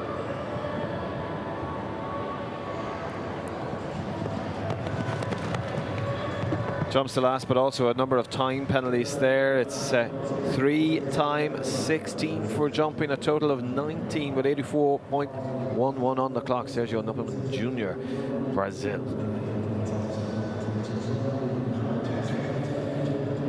Well, we have 10 left to go. It looks like we will be inviting some of those 4 falters back in. Important to note, this is an aggregate from the 2 rounds, so those 4 falters that come back in will have a distinct disadvantage of having to carry the 4 falls through, but everything can change in the second round with the advantage of those clear rounds. Well, they come in with a clean sheet on the score. One of those that has a clear round is Harry Charles. Could it be husband and wife that go head to head in the second round? Well, we've been chatting to them, and according to Harry, when they go to into the arena, they're no longer husband and wife. They are fierce competitors. As Eve Jobs goes for the United States of America, this is Canto Bruno. Last week, she was in the top 6 in this 5-star Grand Prix. As we said, she's second within the overall series, but right behind Scott Brash. But it was that performance in the Pan American Games that really solidified her breakthrough. And that is a real shame there for Eve. Just ran up a little bit too close, very uncharacteristic for her, who has been riding so well in this tour. She's going to have to really motor on now, because she's going to be wanting those points to keep lining up the leaderboard. A bit close into the combination, but no problems at all. She will be very disappointed with that fence down, as she has been so consistent.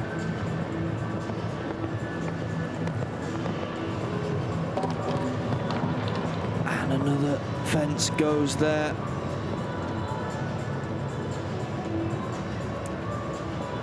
And decides to put her hand up and retire. Well, with that performance, I am confident, but we still need to check and verify that Scott Brash will be the overall leader of the 4-week series. But we leave that to get verified.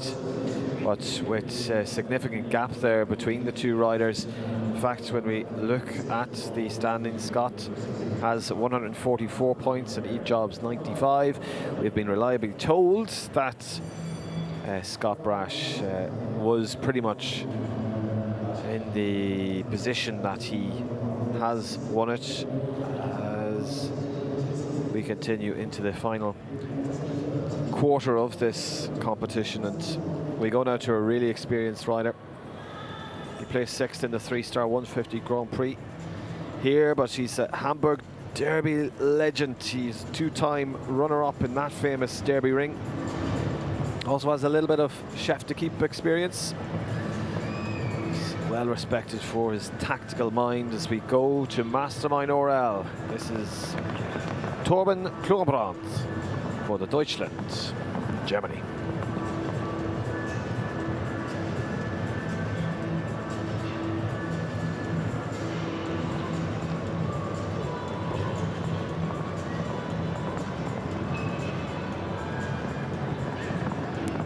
Nice start here for Torben.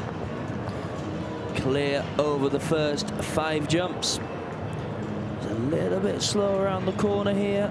Very, very big stride, a bit far off to the triple bar. He's fighting a bit, it's not going well. No problems though. And he gets away with it.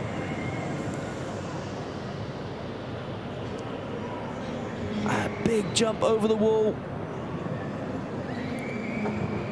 Can he keep it together? Oh, it's running a little bit. Touches that, and no. Another one to fault at the vertical coming out of 10B. You just saw the horse get, after a big stride at the triple bar, really run into the combination and continued along until that double where he had a fault. Over the last 79.50 for false then, with Torben Klugenbrand to Mastermind Orel. Well, it is just consistently that fence. It's an array of faults happening all over the course, but that double in particular and that element, the vertical, why is it causing issues? Well, obviously it is a very difficult fence for them to jump. There's just different material coming out of the double, but where we have seen the riders lose the rhythm before that is the fence they have to be so precise at. So when he lost his rhythm there into the combination, have we seen either at the wall or whatever before has happened, when it all comes to having to place their biggest effort on the course, it's not quite there. Well, let's see if we will get a South African rider through. Klombothago, PS. Certainly a speed king here in Doha. He placed 3rd in the speed challenge, part of the Longines Global Championship Tour here in Doha last year. He is the first South African rider to really break through to the LGCT and then into the 5-star rankings. This is Oliver Lazarus for South Africa. And Oliver has been, oh, that's a shame. The back bar comes down there. I'm going to say has been a Grand Prix winner in his own right, the big €200,000 Guillaume Grand Prix.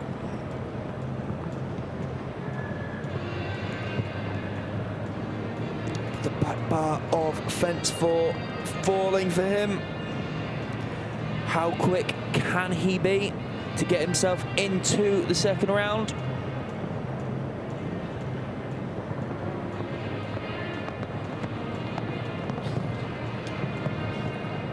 Lovely through the double, really nice and balanced. Good organisation up to the plank. He is trying to get up on the 4 falters. What's his time going to be? Will he be joining us for the second round? Moving up to the last big stride. It's good enough to stop the clock at 79.37 with the 4 falls. That's the fastest 4-faulter, and that ranks 7th. So at this stage, Oliver Lazarus will be joining us in the second round. Well, let's see if that is good enough. We just have the 7 left to go. He will be at the edge of his seat, watching that to see if that will get him into the second round. I would say he should be safe, but we just never know. Some very good combinations coming up. Well, one of those is a man that has won here in the Longines Arena of Alshaqab. He's a veteran of the World Equestrian Games and the Pan Arab Games, multi-medalist. He's done the Doha double, winning the LGCT Grand Prix back-to-back years in 2024 and 2025. But my word, what a performance in Prague in the Longines Global Championship Super Grand Prix last year. For Belgium's Abdel Said, he goes with Watan Calvaro. And Abdel deciding to give his normal Grand Prix horse, Bonami, an easier week this week. But that being said, Watan Calvaro is a super jumper. Has a brilliant technique, plenty of scope.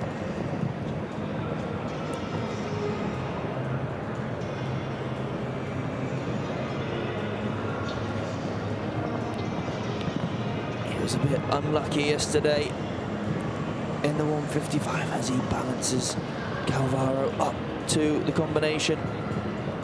Rides that spectacularly well. The rhythm here is looking very good. Has had a little bit of pressure up to the wall. Just a little bit forward. He's going to have to really work hard to keep it upright. No problems.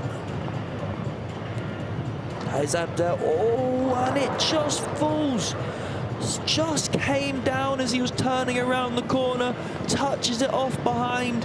It rattled, it was swaying, but it did end up coming down. Well, he knows what he has to do now as he quickly picks up the pace and pushes over the finish line at 78.69. It's 4 falls for Abdel Said, Watan Calvaro. That ranks into 7th place. Well, once again, one of the riders that we would consider being in the second round with a clear score. One of the favourites picks up a 4 falls. And Abdel will be gutted with that one. Just such an unlucky event. It so nearly stayed. If it was a pole, probably would have done, and that's why the course builders take so much time thinking of the materials to use and where to put them. And Peter Schumacher has done a great job of that. We have been able to see that so clearly. Well, we go now to a 4-time Olympian. From winning the 4-star Mother of the Nation Grand Prix in Abu Dhabi to 5-star success right across every level in the Middle East and Europe. He's an Asian Games multi-medalist.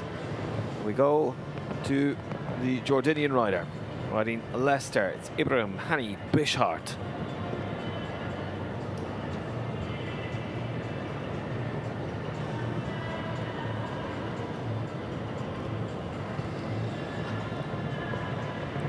Safely over fence 3, not caused so many problems as it has done over this past week. As he steers the first part of the course, school clear. Now to the tough lines, starting with this triple bar. What can he do to get the horse back together for this triple combination? Yeah, very good. It's a little bit wide up here. Be interesting to see how he is on the time. But keeping the precision currently for this hard double. That was a wonderful stride in there. Working really hard and jumps the plank. He's gonna have to move on though now to get inside the time allowed. The whistles are going. Can he do it? And no. How disappointing. It's unbelievable. 4 faults at the Doha Equestrian Tour Vertical, the second last fence, but also into time. 4 for jumping, 2 for time, 83-89, Jordan's Ibrahim Hani Bishart, Leicester. And he looked very happy with that. It was a very unlucky fault. However, if I was him, I would be disappointed that you could have made up a little bit of time earlier in the round so that you didn't have to cut that fence so much to the last once you were on a clear. But the horse jumped super, and at the end of the day, that is the main thing. You know you've got a good 5-star Grand Prix horse now. Well, we go to the French athlete, Megan Mossinier and Gruner Tame with this stallion. And one of France's coolest-headed riders, despite her age. And last week in the 3-star Grand Prix, had a top 6 performance. Already placed in these 5-star Grand Prix. Here is Megan. She's been super consistent on this, her best horse. Oh, but it goes a bit disunited, a little bit close. Not an ideal start, but jumps the next 2 fences very nice and relaxed.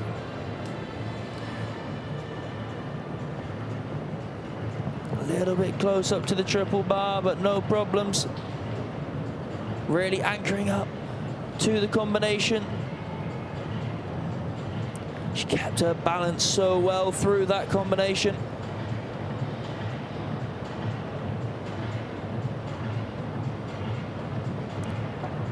Still on a clear with this difficult double to jump. Can she anchor back? She's fighting, she's fighting. She's done it. Clear till over that hard line. 3 more to go.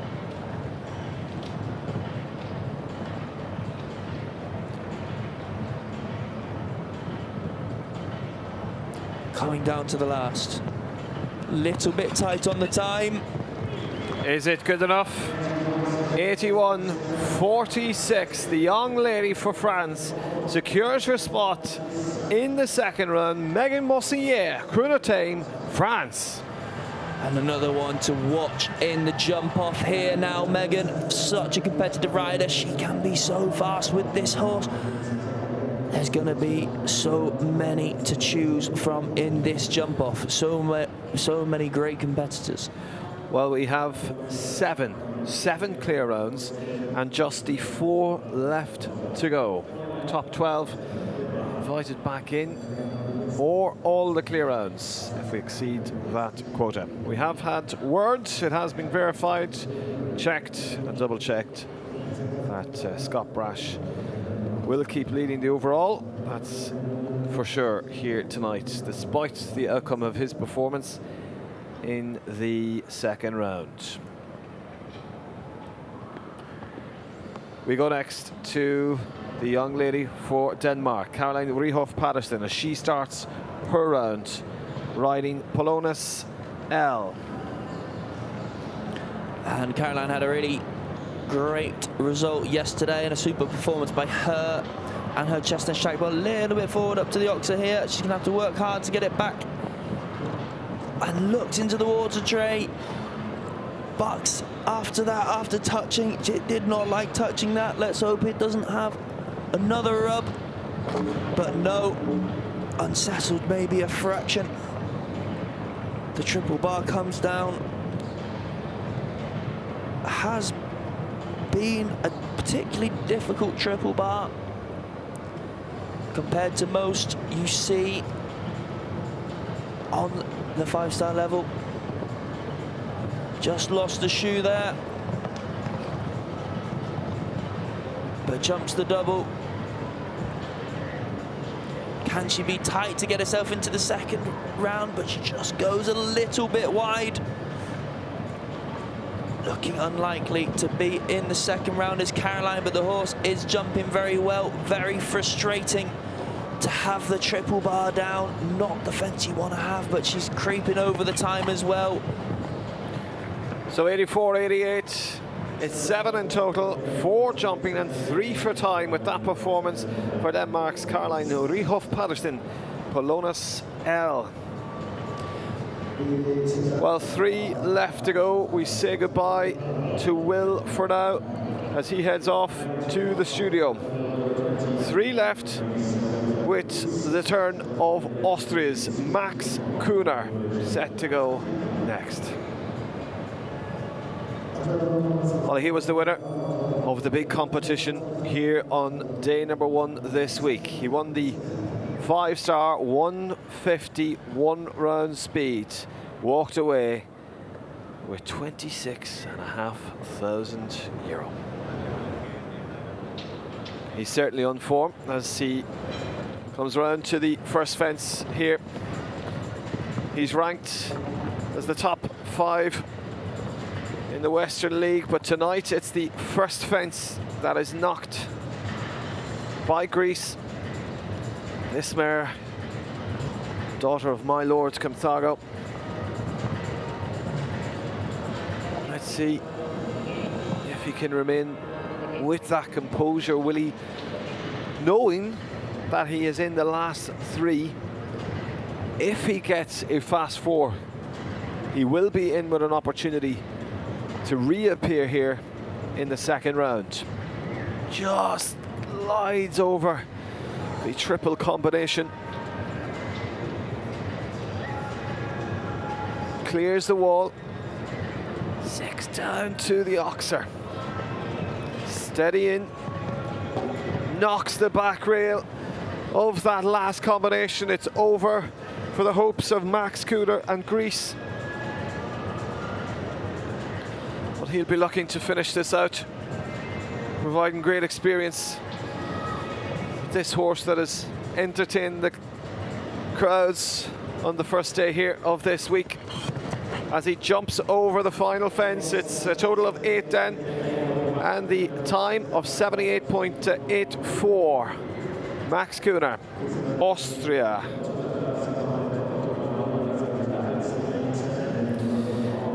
Yeah, great performance, but as it can all change from week to week, from day to day, here in our 5-star jumping.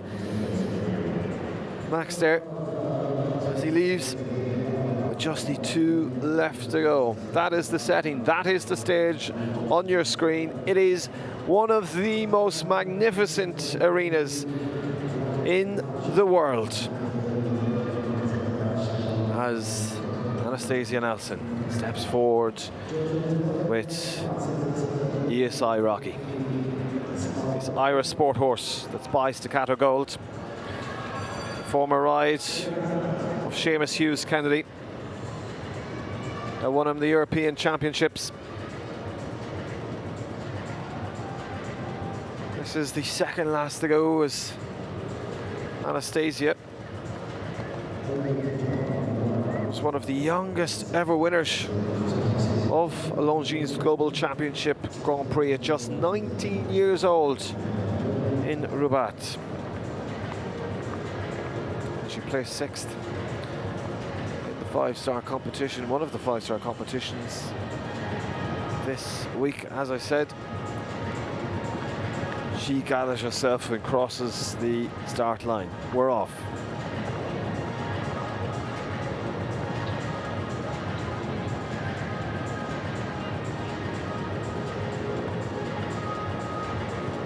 Loops round to what was a really difficult fence in the 3-star Grand Prix. Fence number 3, those narrower poles. Here's the water tray with the left rein into that Arabic, looking triple bar. Remaining composed, plenty of scope over the fences within the triple combination.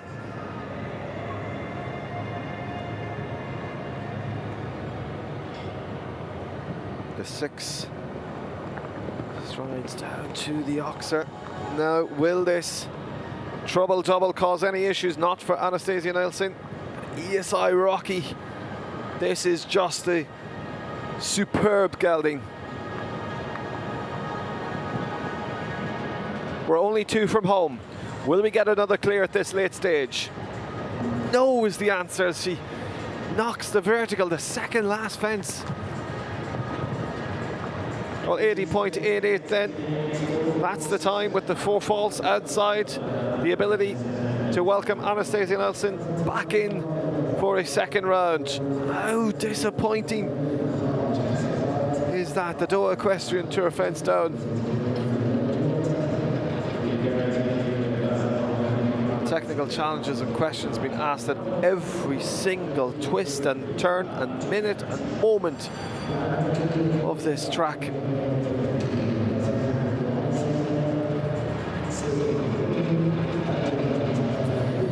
Well, this lady has represented Great Britain on multiple Nations Cup teams. She is last to go with this 13-year-old mare. It is Jane Annette.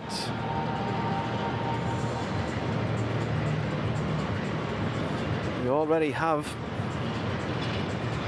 3 guaranteed to go through for Great Britain. Will they dominate here and get a 4th? May as well be a Nations Cup team. If they get a 4th clear, she would have had the advantage of consulting some of her fellow riders. But the middle element of the triple combination, not to be for Jane.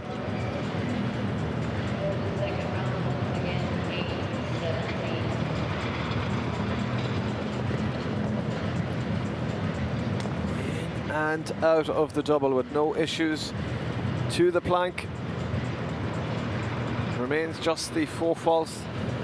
Top 12 invited back. 79.55 is what she would have needed to be a fast enough faulter to come in, but it's not going as planned with the last 3 fences falling. So a total there for Jane Annette and Impala of 17, exceeding the time allowed as well. 1 for time, 82.35. That concludes the first round. What a first round of that is anything. What the second round is to come.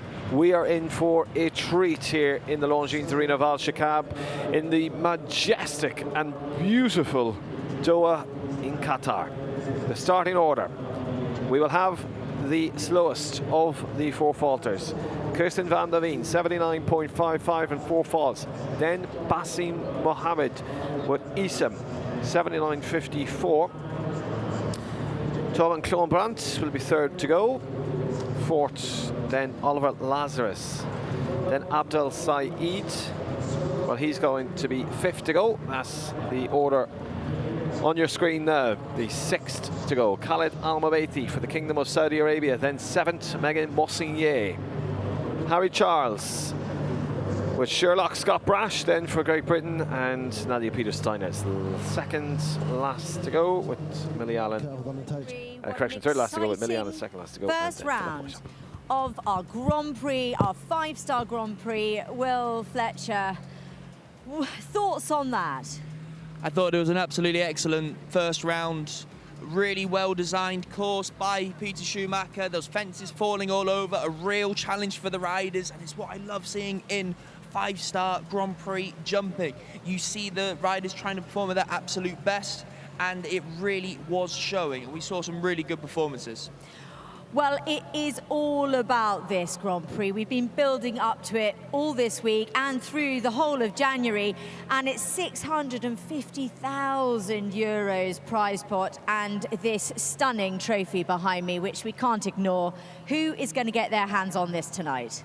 Well, we have so many good competitors in the lineup for the second round. The trophy has been going to Scott Brash over the past few weeks. He has been unbeatable. And again, in the jump off, it is going to be electric. But Harry Charles, he saved his horse for this Grand Prix. He can be quick and he can beat Scott. We saw that the first week, but there's also some really good Combinations coming. Philip Weiss out his horse. He's in pole position, really fast in the first round. He knows how to win big Grand Prix. There's so many great competitors.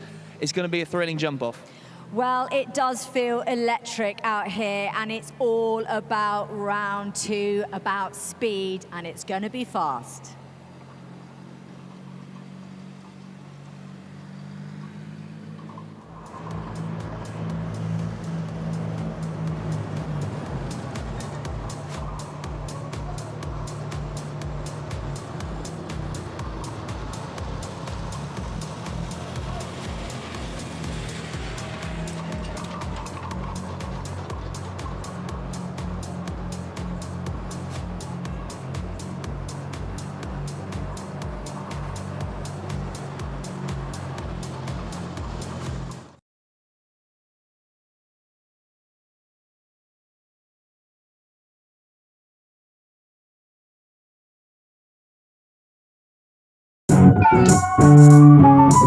The facilities are incredible, I have to say, for the horses. Obviously the weather's really nice, which is nice for the horses. Your paddocks are a gallop track, lots of different arenas, stables fantastic, all air conditioned. It's a fabulous event, great venue for us, for the horses, for owners, sponsors. It's really, I don't think there's many places in the world you'd rather be than here right now. It's my first time in Doha, and everyone's been incredible. The stabling's amazing, the ring's amazing, and we had just heard so many good things that we decided to come. I'd say the Doha tour attracts me. People, first of all, have been amazing, great, kind of a new place for us to come, new culture, been very welcoming. This facility is just world class, as good as any in the world I've been to. It's the best facilities in the world. I have been everywhere almost. Last year I was in the States. Like, these facilities I never saw in my life. The footing, it's top. The outdoor arena, the main one, it's amazing, like big, and the atmosphere in it, it's something special to get in with your horses. Beside us we have a great canter track, which is also adds a good bit of variation. Sometimes a lot of shows, you know, you're kind of stuck going around in circles in small warm-up rings, but we have the canter tracks, we have many arenas to choose from. There's good hacking around, a little bit of turnout as well, which is really nice, trying to get the horses out of the stable as much as possible. And of course, in this time of year, the climate is a big bonus. It's very relaxing, I find, also for me and the horses. Everything is very stress-free here. Oh, it's beautiful. The whole organization that puts on the show is amazing. Everyone's super welcoming, very kind. It's a really relaxing atmosphere to be here. The ground is great, the arena is amazing, the atmosphere here is fantastic. There's no reason really not to.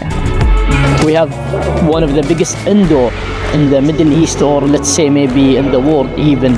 And the race track here, it's next to the main arena. Like, we have the swimming pool for the horses. You can use it whenever you want. So I believe we have something special for the horses here.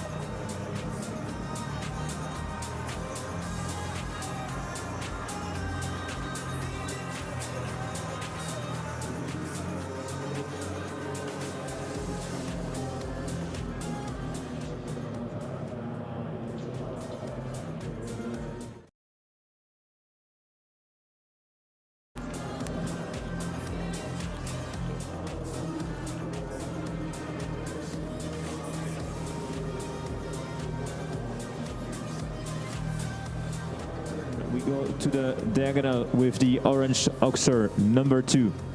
We kept up the 2 last Welcome fences back as we prepare for the second round. Will take us through what that is. And 3B, and vertical we start oxer. with fence We've got actually 1, the vertical. now coming up. They're turning back to 2. The oxer across the middle. The orange oxer, very big that is now. Coming up to the second 2 parts of what was the triple combination in the first round. Big vertical going in, oxer coming out, turning back to the brown oxer by the crowds. A left-handed turn back to 5, the vertical. Again, very tall, but how tight do they turn back to that?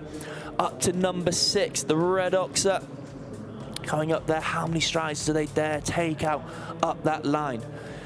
Gallop across the arena to 7, big oxer, which was number 4 in the first round, up to the water tray.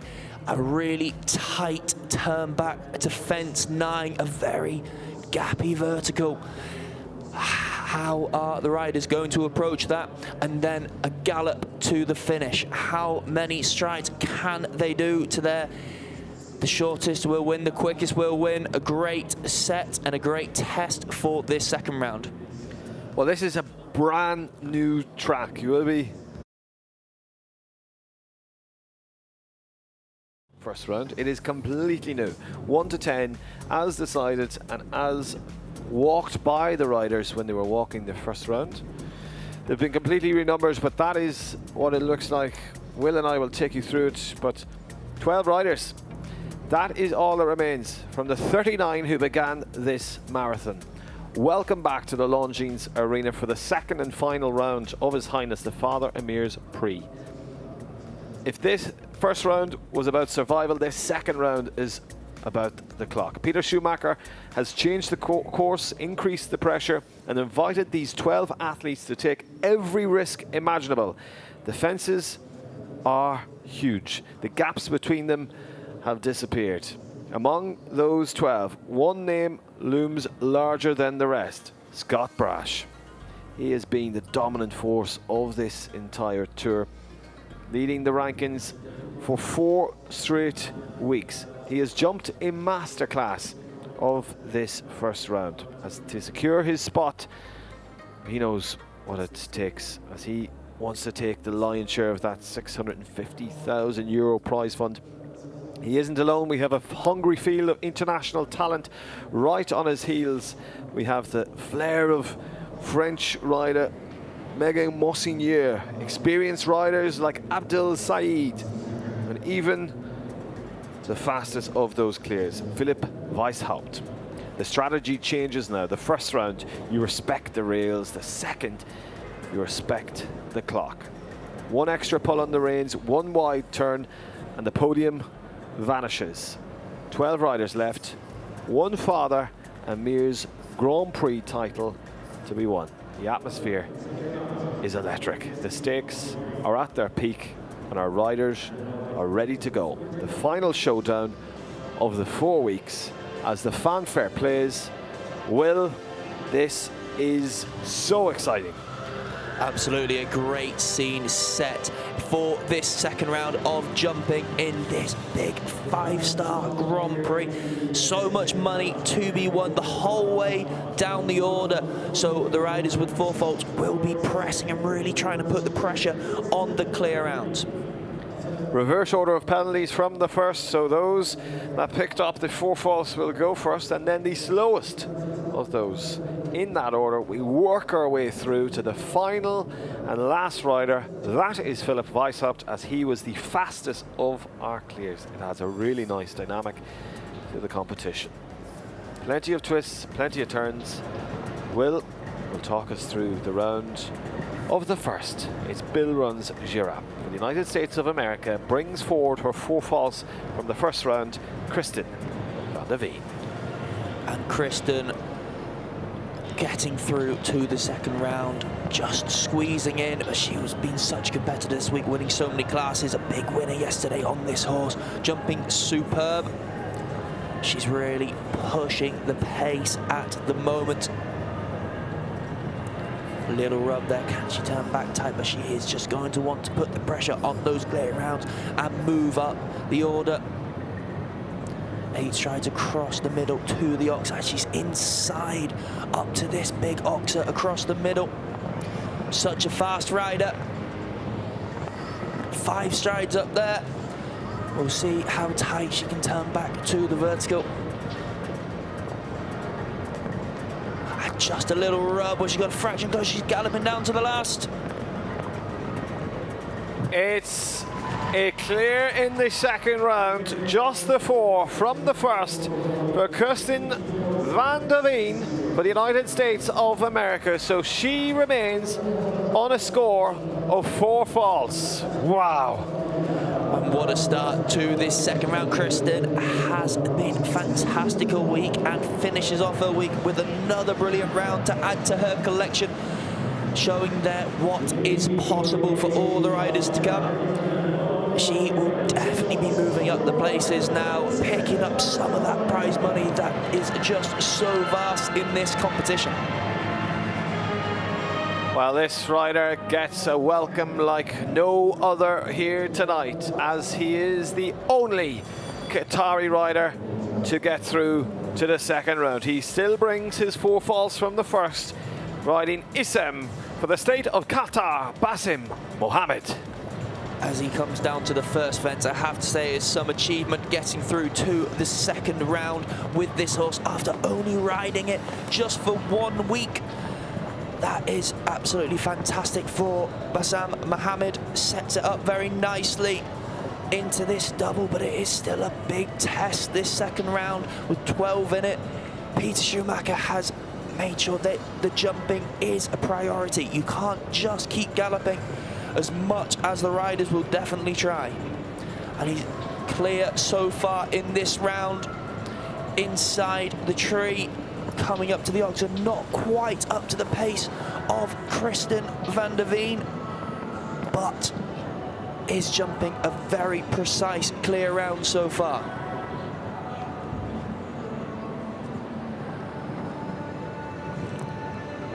Only the 1 to go to get home. It's a clear round in the second as well for Qatar's Basim Mohammed and Isem, which finishes up on a score of 4 falls. And with that time, well, that's another good round and it's really given hope to the remainder 4 falters. And what a good performance that is by Basim Mohammed. As I said, just 1 week with the horse to be placed and jump a clear round in a big 5-star Grand Prix like this is a fantastic achievement. I'm sure we'll be seeing a lot more of this combination as the weeks go by. On the first of 2 German riders in the second round, Torben Klombrandt and Mastermind or L. He also brings 4 falls through from the first round. As it stands at the moment, that opening round by Kristen van der Veen, well, that leads at 54.60 with her 4 falls. Germany next. Torben starting off with a lot of fight. Really moving up their big strides to the ox in the middle. Ooh, went to try and take stride up very close in. Is he going to get away with it? Sure, nearly. You just saw there Torben wanted to go that 1 less stride into the double, but landed a little bit on the outside, and he just didn't quite pay off for him. Over the vertical now, but that unfortunately for him has pushed him down the order. Already 2 clear rounds.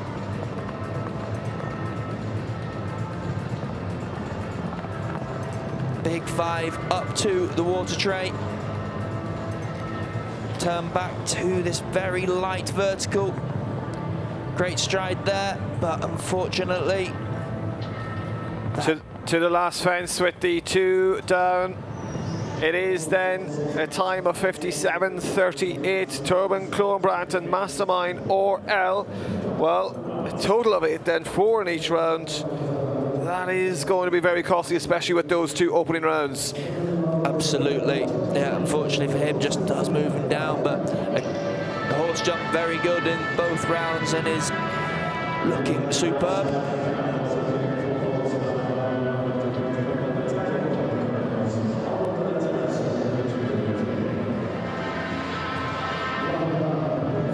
Well, we will continue in what is shaping up to be one of the iconic five-star Grand Prix here in Doha.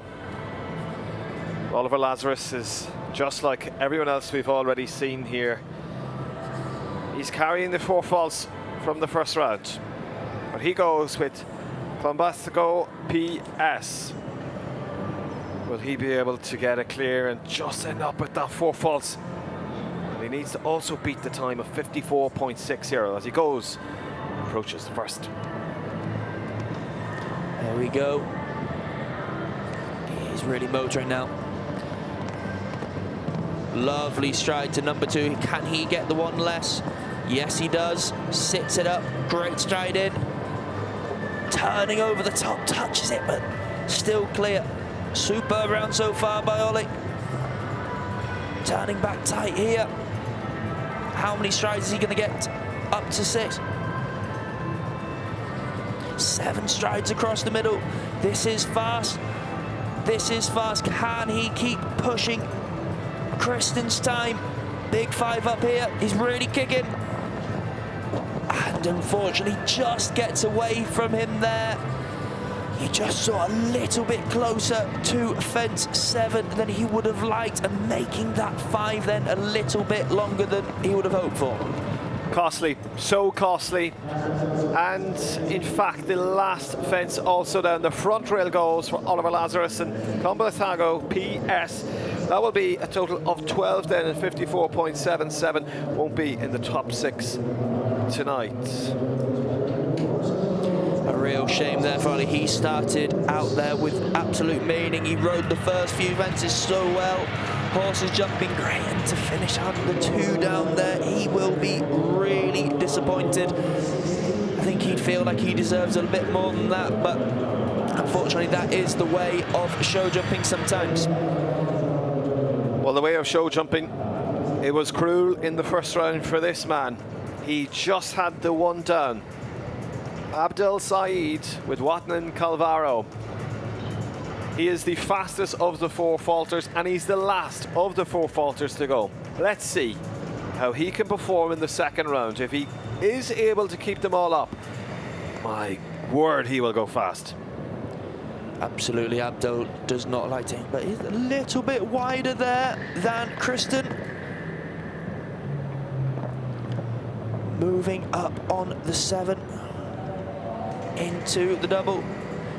To me, he looked a little bit off the pace of Kristen van der Veen, and what has happened there? The horse taking a disliking to an oxer, which you would have to explain is a little bit ordinary. And I don't understand what has taken the eye of Watnan's Calvaro. He will be really disappointed tonight. A really unlucky mistake in the first round, and something that's almost unexplainable happening in the second round.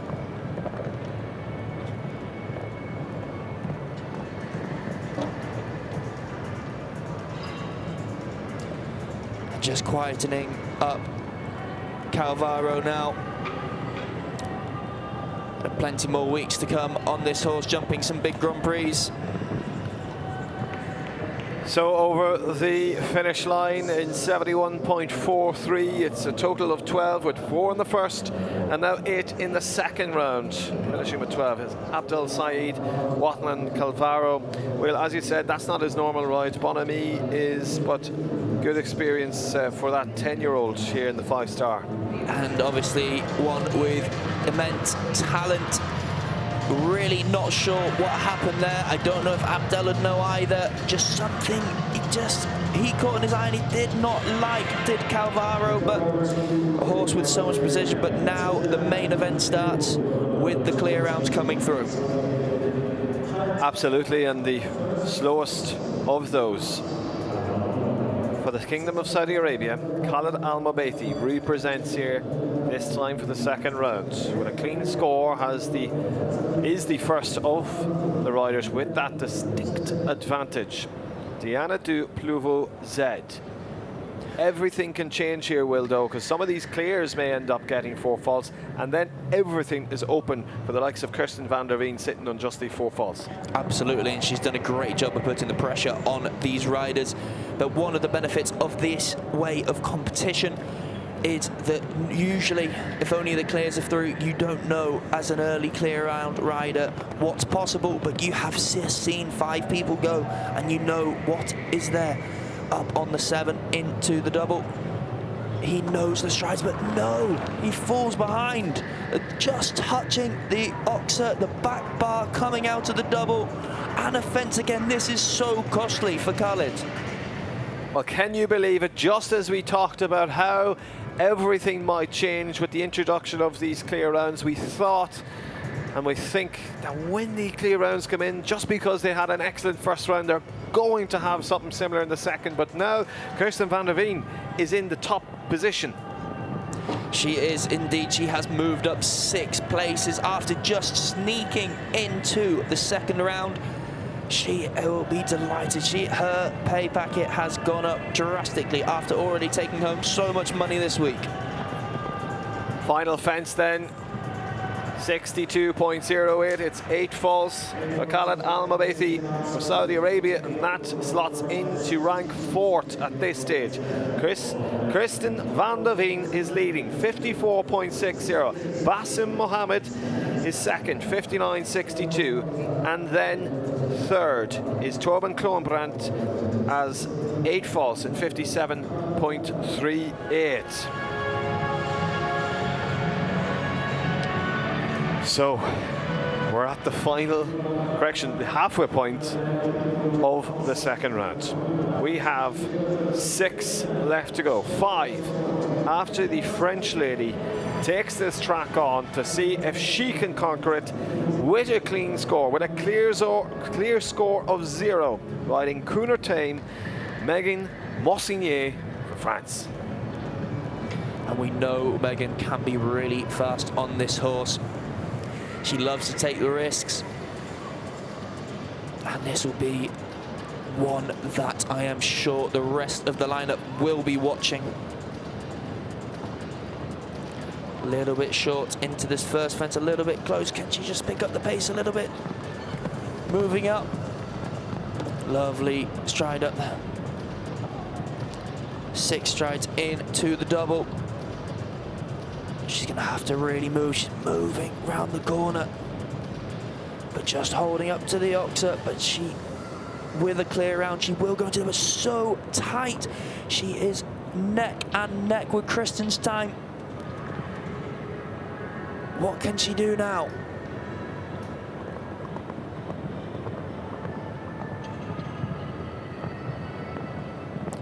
Got the 5 easy, meaning she should be balanced. Turning back, she should be able to be as tight as possible. Back to this. Great performance so far. How much is she going to risk it to the last? Her time is good. She clears the fences. 54.90. That is the new leader, Megan Mossignier for France. What a great round there by Megan. Superb. She is so consistent with this horse, flying into the lead, but she has so many great competitors coming up behind her, breathing down her neck. And one of those is joining us next. He goes with Sherlock, and a young man at the top of his game at such a young age. For Great Britain, it's Harry Charles. He needs to go clear. He needs to beat a time now of 54.90. The pressure is on Harry now. He knows the time can be beaten, but he also knows the daunting Scott Brash is following him. Next up, how quick is he going to go? Is he going to take every risk? I'm sure he is not going to want to settle for second place. He angles up the first. Nice forward canter. Lovely, really good. 9 strides around the goal, big there. Got 7 into the double, where Megan did go 6. He's gonna have to really move. Little bit wider to the Oxa. How tight is he gonna be back to this vertical? He is not quite up with the same time as Megan Messonnier. He's gonna have to pull something out, but no. One of the favorites. 4 faults is gonna be costly. So costly there for Harry. Many people thinking that today was going to be his day to get the top of the leaderboard, and it's looking as well. He's going to drop behind Kristen van der Veen. What a good round this has been for her. So it's a time of 57.59. The front rail of fence number 6. The Oxer heading towards the in and out gate, towards the big screen. That's what catches Harry Charles out. And that means that Harry is on 4 faults. Just goes into 3rd place there for Harry. A real shame. One of the favourites failing to make their way to the top of the leaderboard. Well, here we go. Here is the man of the moment. Here is the man of the month. He has won so many Grand Prix, a total of 4 here in Alshaqab. Will he add his 5th of this month? With Hello Jefferson, Scott Brash, Great Britain. Could he be the man to win 5 Grand Prix in the space of the month? Surely not, but if anyone can, it is Scott, who has made the unprecedented so many times before. He's really going to give this his absolute best shot. We know he does not like finishing 2nd. He's moving now. Just in their hand. Will he get the 6 into the double here? No, he's thought about it, but he's waiting there on the 7. Jumping that super coming out, and now he is motoring. Textbook Scott in a jump off. So quick to move as soon as he lands. A little bit wider than Megan there, but he's up on the clock. Really moving. Now angles the turn, galloping. He looks to me, he looks faster. Really trying to take a massive stride there. Is he gonna do it? Can he do it? Can he win the 5th Grand Prix? If he does, he will make history. He is on track to do so. He has cleared the last fence as the crowd erupts here in the Longines Arena of Alshaqab. 52.97. Scott Brash is in the top position once again here in a 5-star Grand Prix. Simply unbelievable. Words cannot describe how unbelievable that Scott is doing at the moment. It really is taking the record books and destroying them. It is incredible. That round was phenomenal. What a massive stride to fence 7, risking everything for the win, as we've seen Scott do so many times. Absolutely fantastic. It's unbelievable. We're so used to seeing these performances that shouldn't happen so often. Well, it's just the 3 left to go. 3 remain to knock Scott off the top spot. 52.97. Not only is it clear, but it's also 2 seconds quicker than what was the leading time of Megan Messonnier. Well, the attention goes to Nadia Peter-Steiner as she starts her round. Mila, Switzerland. Following Scott's round there, that is going to be a hard task to beat. Up on the 7 there for Nadia, just gives it a little rub. Such a daunting time. Can she pull something out of the bag? But at the minute, just under a second down on Scott. And this is where Scott really motored. Very nice stride across the middle. Really moving on the 5. Gets over the water tray. But Nadia has had such a great week. All of her horses jumping super. Little rub there, galloping down to the last. Could it be a second place time, as the time is 55.51, a clear for Nadia Peter-Steiner and Switzerland to rank third. And a great result there for Nadia Peter-Steiner. Has been fantastic all week, so consistent, but that was a really quick round, and to see Scott be so far ahead, it just is incredible what this man is doing at the moment. 2 left to go. Will it be a British rider that knocks fellow Brit Scott Brash off the top spot? The pressure is on for this young lady. Can she step up to the pressure of being the second last to go and beating a time of 52.97? Rejoining us with Quickly D, Van Het, Lejeune Liedenhof is Millie Allen.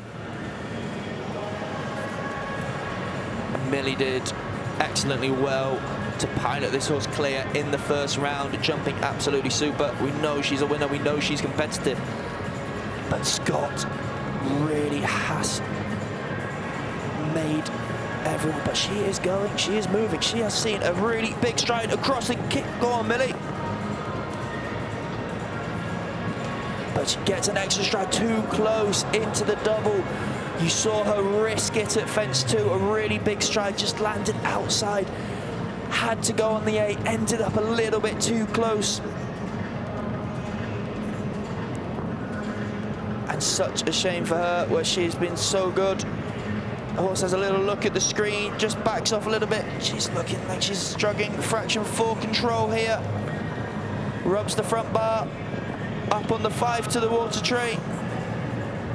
Where is this going to land Millie Allen? Was she just fighting a little bit around the corner?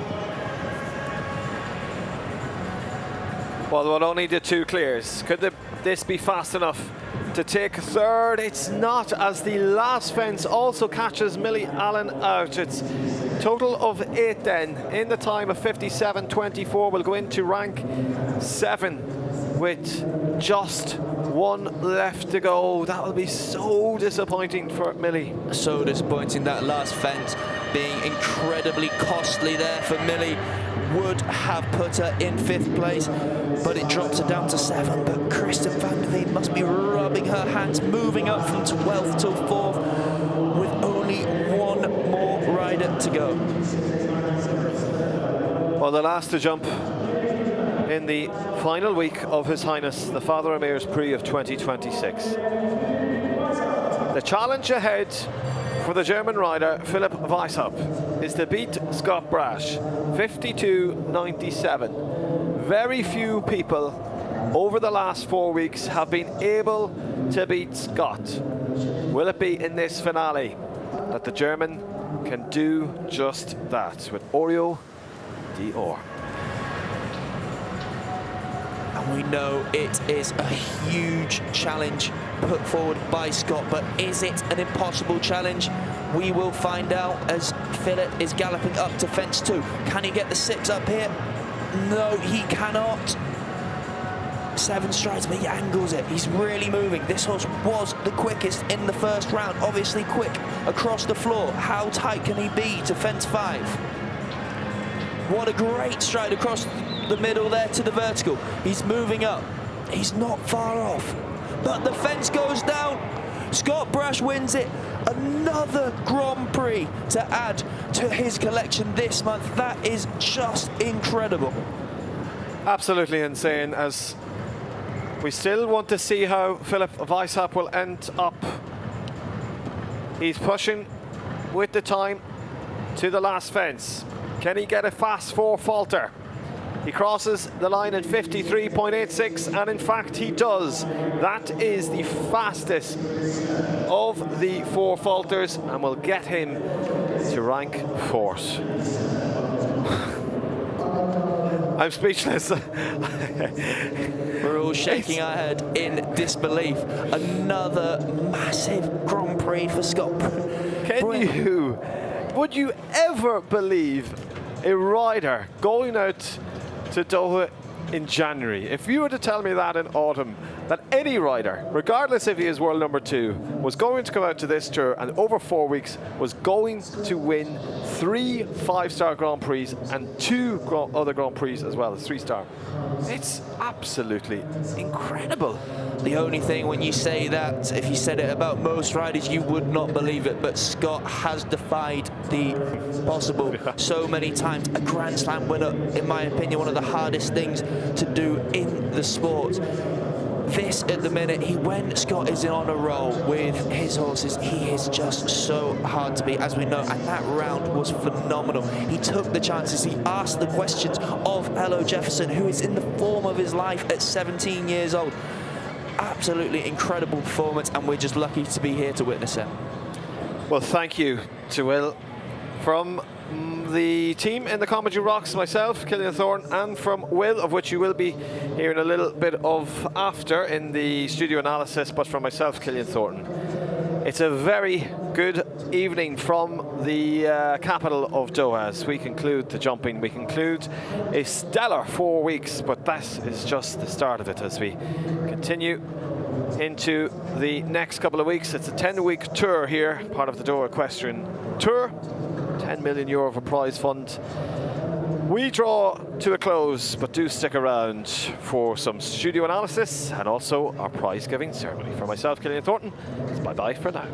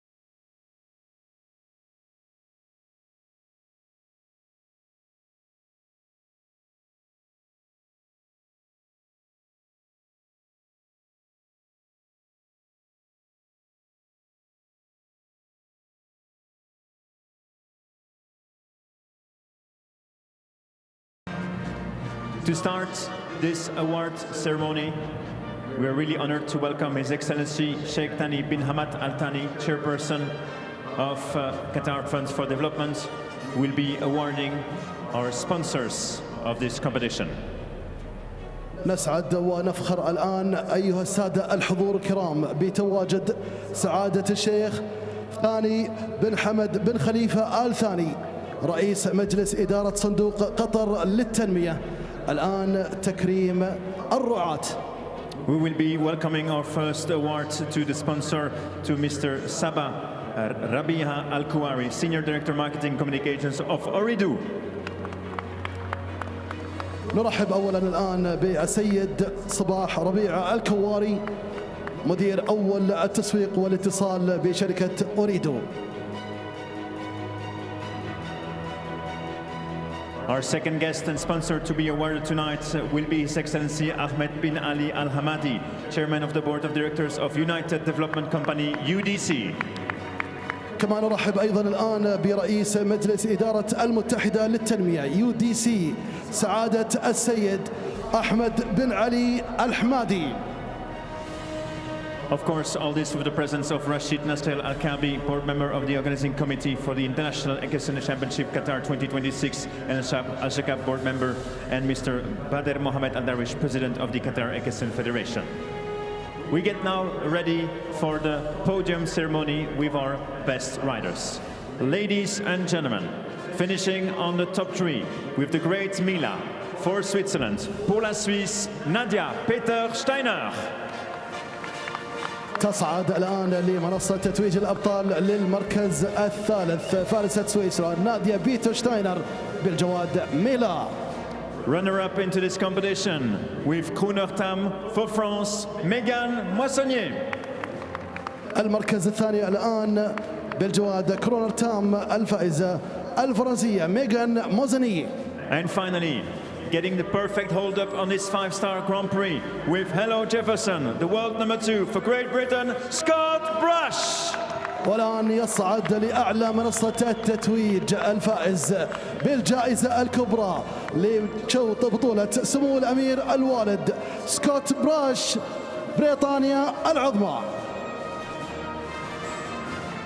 سيطلب منكم الآن السيدات والسادة سيد فيليب لوجون الوقوف احتراما لعزف النشيد الوطني للبلد الفائز.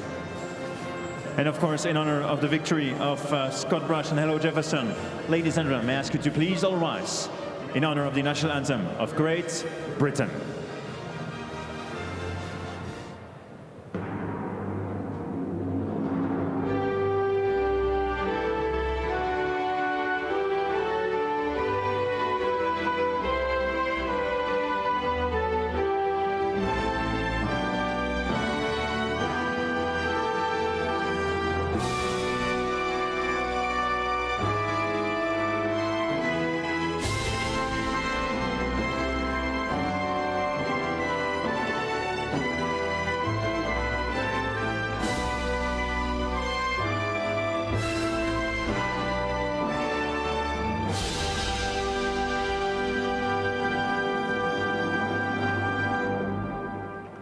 The moment for His Excellency Sheikh Thani bin Hamad Al Thani, chairperson of Qatar Fund for Development, to offer the trophy to the winning combination, Hello Jefferson and Scott Brush.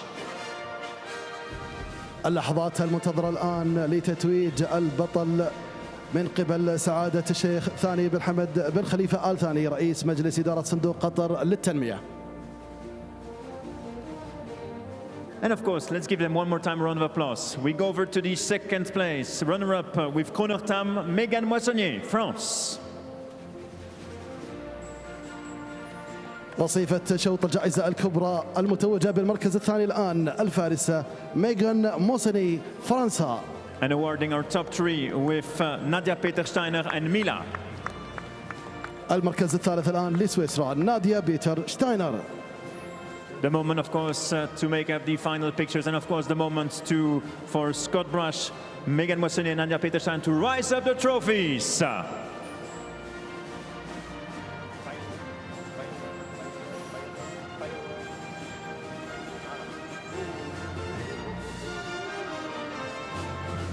Ladies and gentlemen, let's make some more noise for your podium riders of this 5-star Grand Prix.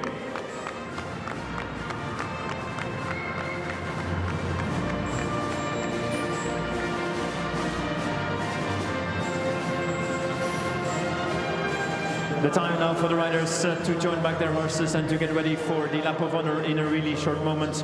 We, of course, would like to thank the presence of His Excellency Sheikh Thani bin Hamad Al Thani, chairperson of Qatar Fund for Development, Rashid Nasser Al-Kabi, board member of the organizing committee for the International Equestrian Championship Qatar 2026, Also the presence of Bader Al-Darwish, President of the Qatar Equestrian Federation, and of course our sponsors will be awarded Saba Raiba Al-Kuwari, Senior Director of Marketing Communications Ooredoo, and His Excellency Ahmed bin Ali Al-Hamadi, Chairman of the Board of Directors of United Development Company. Thank you so much for your presence. We were very honored.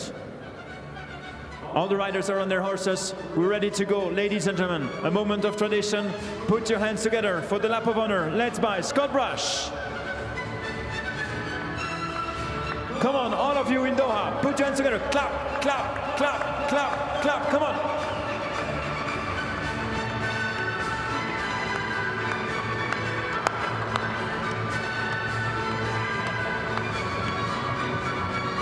Ladies and gentlemen, your winner, Scott Brush, Megan Moissonnier, and Nadia Petersteiner.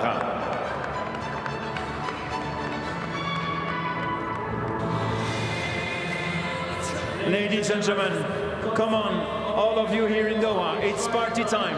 Let's celebrate one more time your winner of this Grand Prix in honor of His Highness the Father's Amir Prix 2026, the Doha Equestrian Tour 26. Ladies and gentlemen, Scott Brush!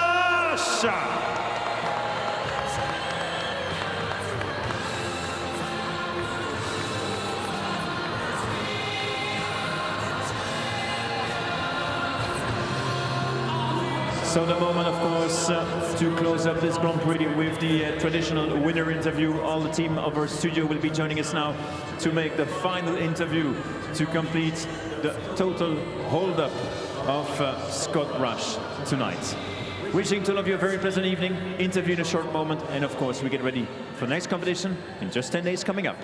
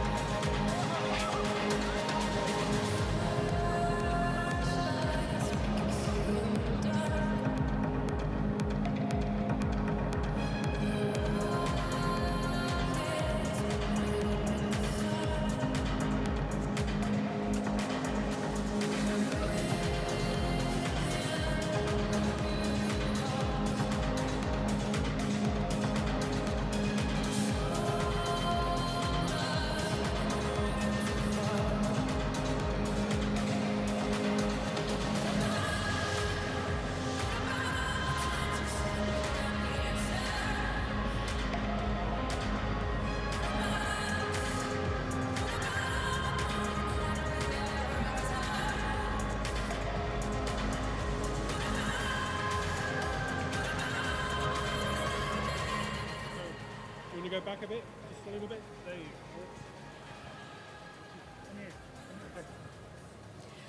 go. Well, I'm joined by our 5-star Grand Prix winner, Scott Brash. How do you put that into words? It was so sensational to watch.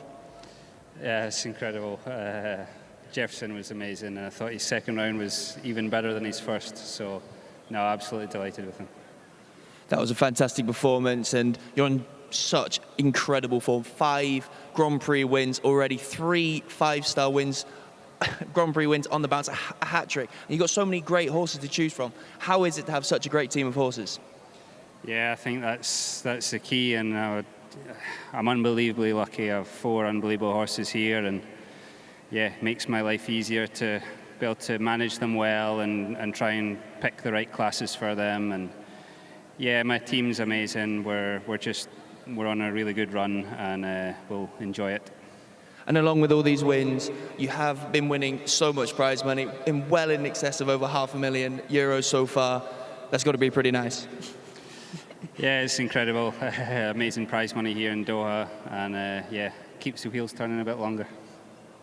Well, many congratulations. And that is it for our grand finale, our Grand Prix. That concludes the first part of this tour for the fathers, Amir's Prix 2026. But it's not over. The Doha Equestrian Tour rolls on. The 11th to the 14th of Feb. Join us for the Amir's Sword. It's not over. We've seen so much wonderful sport. Come back and see us again. But from here, from Doha, good night.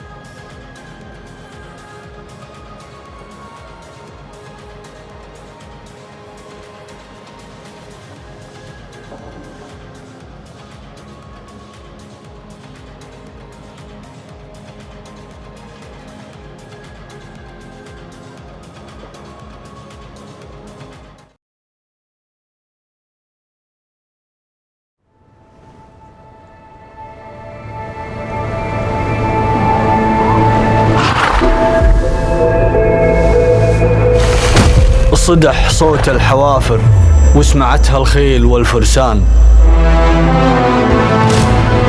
وصل لأقصى بقاع الأرض، صدى صوته ملأ الأقطار طول وعرض.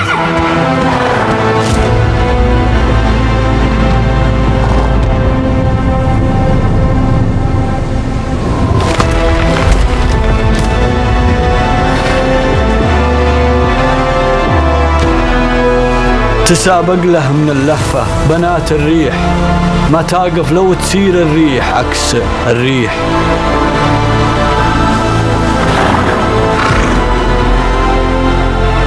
من الصحراء تشوف الناس ضحضاح السراب أسراب، تلاحظ في ملامحها الغريبة حالة استغراب، تحدد وجهة الصوت اللي يصداه وصلت الأسماع، وعلى الوجهة ما تدري عن بعضها وتتفق بإجماع.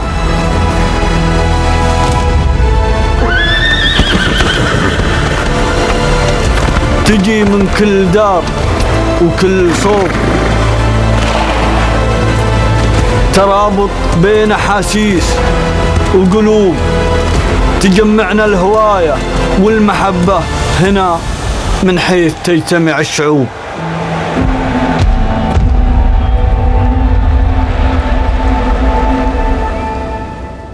في قلب الدوحة هناك موقع ينطلق فيه عنان النظر نحو البحر، جوهرة معمارية صممت خصيصا لمن يسعون خلف التميز كل يوم وكل لحظة. جزيرة الفخامة فيها أسلوب حياة، شقق متميزة ومتنوعة بمساحاتها، من أطول ممشى تجاري مكيف في العالم إلى أطول موقف سيارات تحت الأرض، ومن ملعب الجولف إلى جمال الممشى البحري وإلى روعة الهدوء. جزيرة جيوان، فخامة، تألق.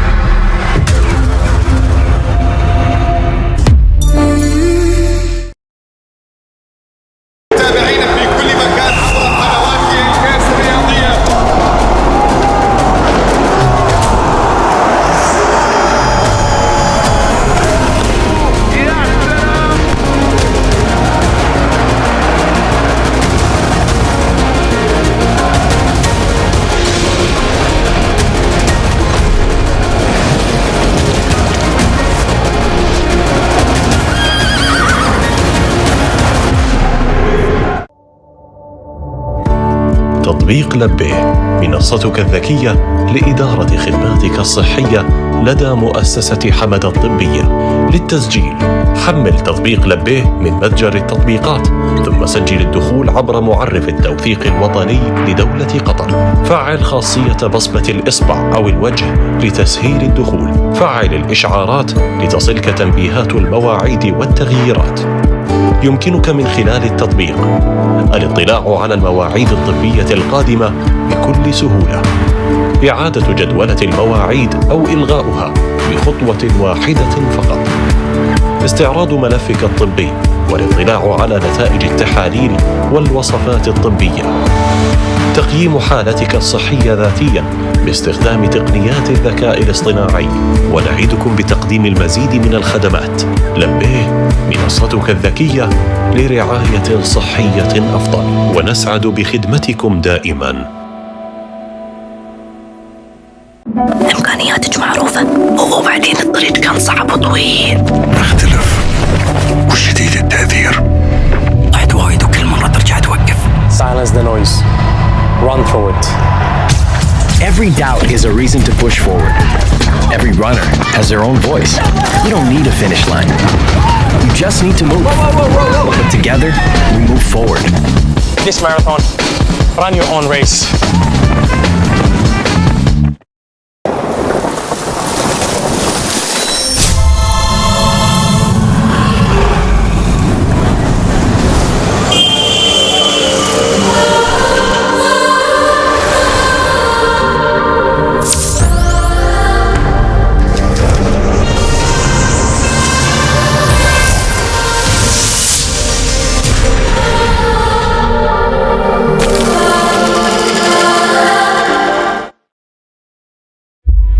A book, a desk, a teacher. For some, a classroom is a given.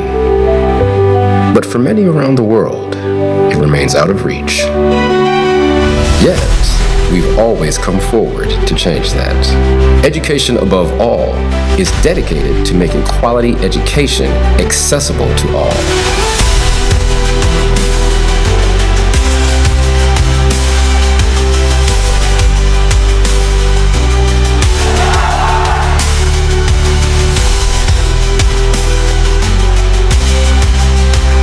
Because when a child learns, they don't just change their future. I want to be a pilot. I've dreamt of being a scientist. I want to work where I can help people. They change the world around them.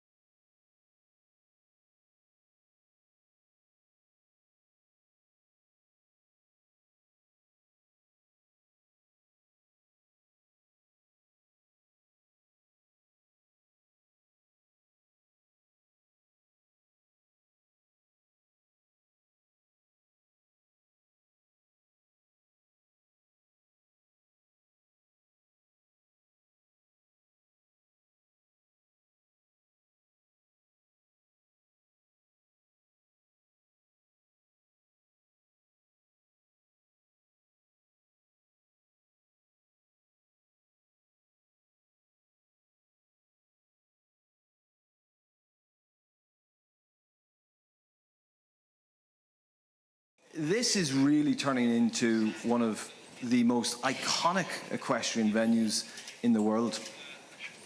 Thank you very much for the question. And first I'd like to thank the media members and everyone involved in making this a great spectacle for everyone in here and watching around the world. As for the sport itself, yes, I have to say, we were very keen on putting something that would be quite special for these riders and for everybody that is here in Qatar. The sport itself has been amazing, thanks to such riders as Scott and everyone here coming around here with their teams, taking the time to come here to Doha and join us in this event and reflect on the magnitude of the tour itself. It's not easy to put on something as magnificent as this. There's a whole organizational team behind it, but also a lot of support and backing from sponsors to continue the growth here in Alshaqab.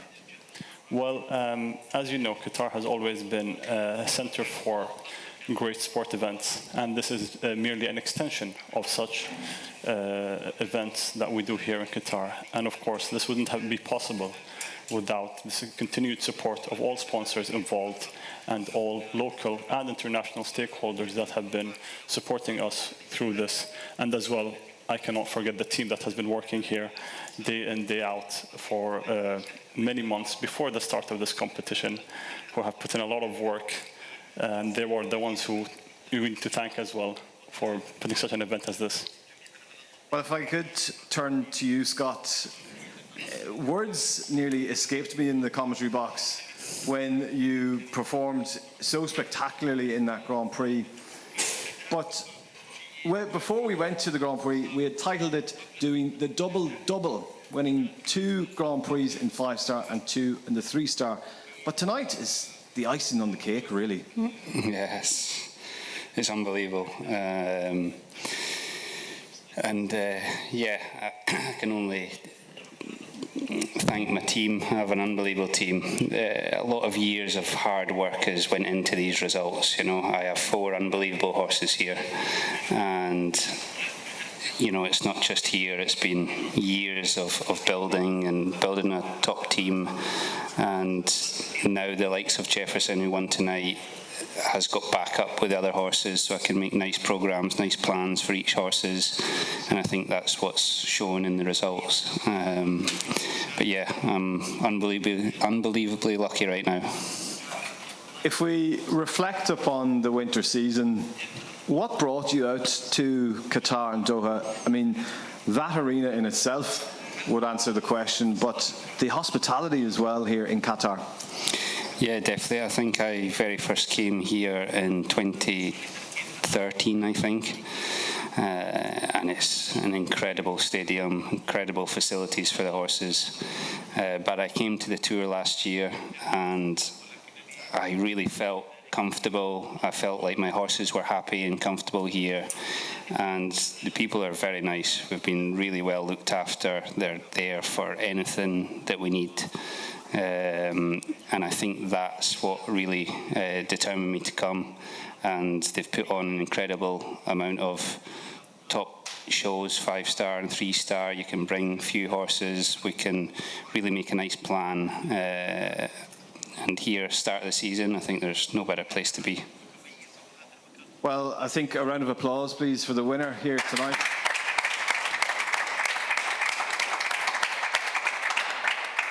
If I now turn to our second place in the Grand Prix here tonight, Megan Monseigneur for France. Maybe talk us about the technicality of the course that was out there and also that format of the 2-round competition. When I walked the course, I thought it was big and very technical. The triple bar going to the triple combination was pretty hard, I think. And also the line with the double and the plank was very short, and then turn around completely after the last line. Horses don't really have the time to breathe during the course, and yeah, the 2 rounds are not that fair. If the clear round in the first round, if you have one down, then you can go after the one who are not clear in the first round. So yeah, when you are clear in the first round, everything can happen. So yeah, it's really hard and we have to be focused. Well, here at Alshaqab, they support a lot of the local young riders. You yourself, at a young age, what was going into your mind when you're stepping into such a magnificent arena with a fabulous crowd as well gathered here tonight under the bright lights of Alshaqab in the Longines Arena? It's amazing. Yeah, I was maybe a bit nervous when I entered the ring, but when I start and make the good canter to go on the first fence, I forgot everything and just focus on the course until the last fence. And yeah, the public is really, really good and really, yeah, that's really great to compete here in Doha for the first time. It's amazing. It was amazing, and it is amazing. Please give it up for Megan Messenger. So Nadia Peter-Steiner is the third here in the Grand Prix tonight, and maybe reflect upon your time this week, in particular going into a really busy 3 days of jumping. It was a busy week, yes, completely. I was very happy about my round. I was not fast enough today. I missed a bit my 2 turns, unfortunately, but my horse jumped amazing. The whole weekend was amazing. All my horses jumped nearly clear every day, and I'm very happy about it. Maybe just tell us a little bit about your horse that you jumped in the Grand Prix tonight. Yeah, Mila is an amazing mare. I ride her now since exactly 1 year. I got her here last year. I rode on her back the first time ever here in Alshaqab. We had an amazing year. I was happy to complete so many nice things with this mare this year, and the podium tonight is just a plus. Well, a huge congratulations. Third tonight in the Grand Prix for Nadia Peter-Steiner.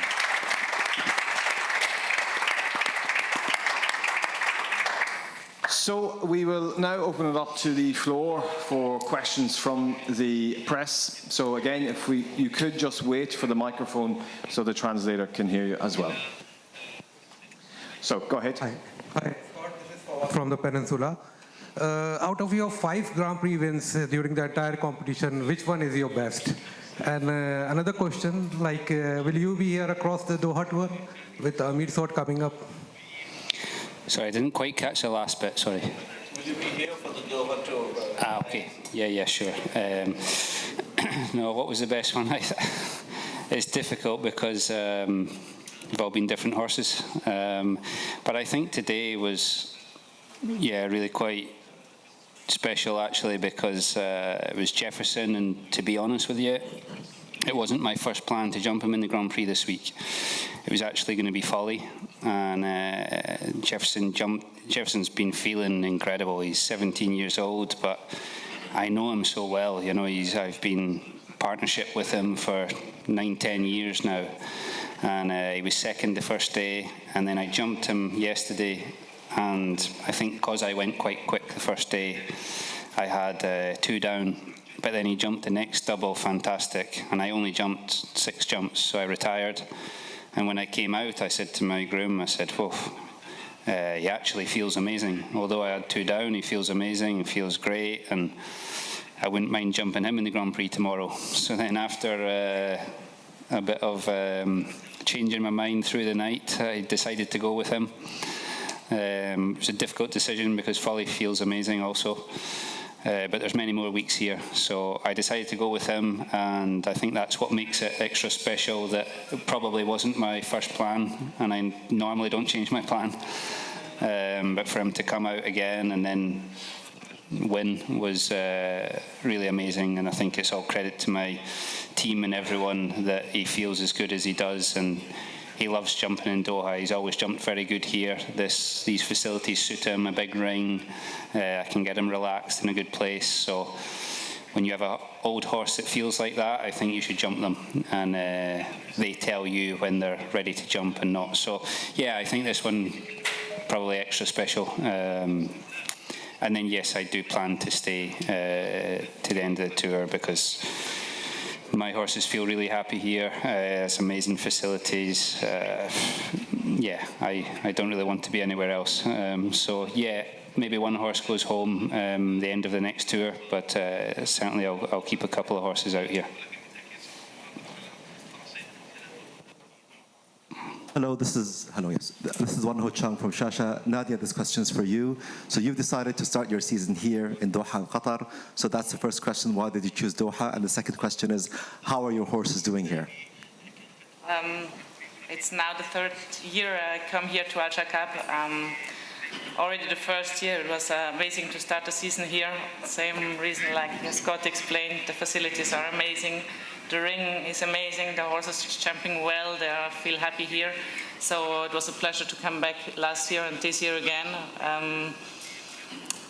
Yeah, all the facilities are really one of the best we can have, especially for starter season. And yeah, the horses, all my horses are jumping really well, and the starter season like better than I could hope with. So I'm happy with each of them.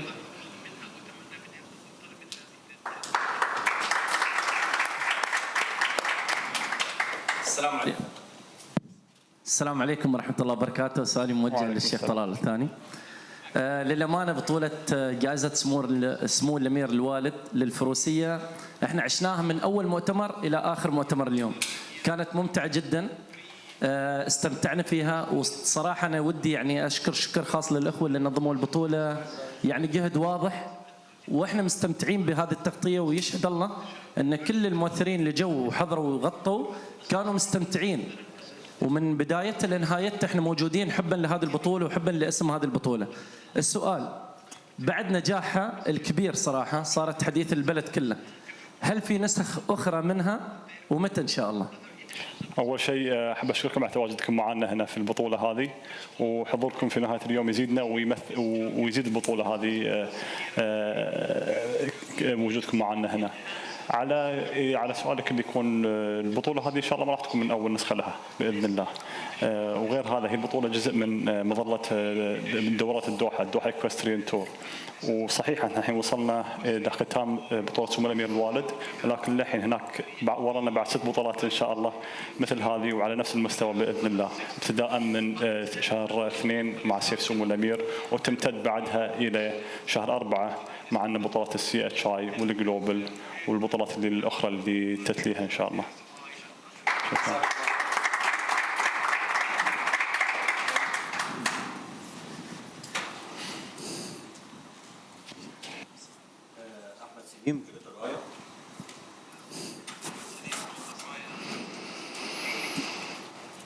سؤال راش وأيضا ميغان ونادية، كيف حفظت 3 أسابيع متتالية تفوز بالجائزة الكبرى هنا في الشقب؟ كيف استطعت أن تحافظ على هذا الانتصار في 3 جولات متتالية بالرغم من صعوبة المنافسة؟ سؤال ميغان and نادية. دقيقة واحدة. سألت سؤال سكوت، خلني أشرح لك. So the question is how were you able to keep your horses in good form and win all these, become in good form in all these 3 Grand Prix and not just one of them? Yeah, I just think I'm in an amazing position right now where I have 4 unbelievable horses all at the one time, and they all feel in top shape right now. So that's quite rare, you know. It's very rare to have one top horse capable of winning this Grand Prix.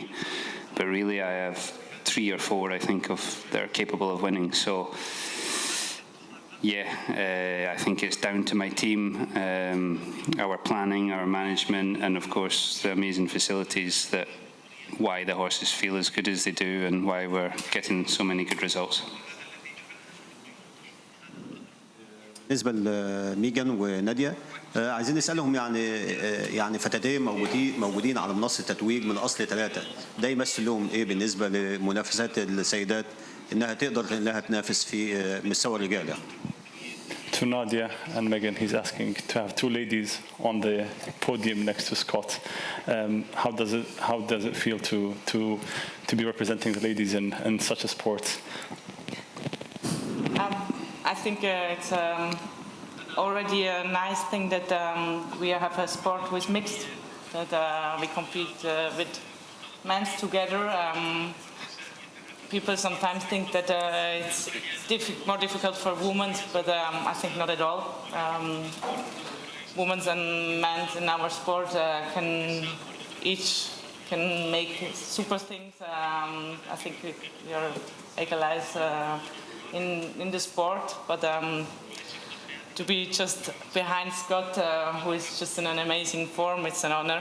So we were beat by the best one for the moment. Yeah, as Nadia said, I think I like to do horse riding because it's a mixed sport, and I think women and men can do the same thing, but in a different way. So yeah, I really like to compete all together, and yeah, this is the second time I'm second after Scott, but yeah, I feel like it feels like a little victory for me. This is my best result in 5-star Grand Prix, so I'm super happy.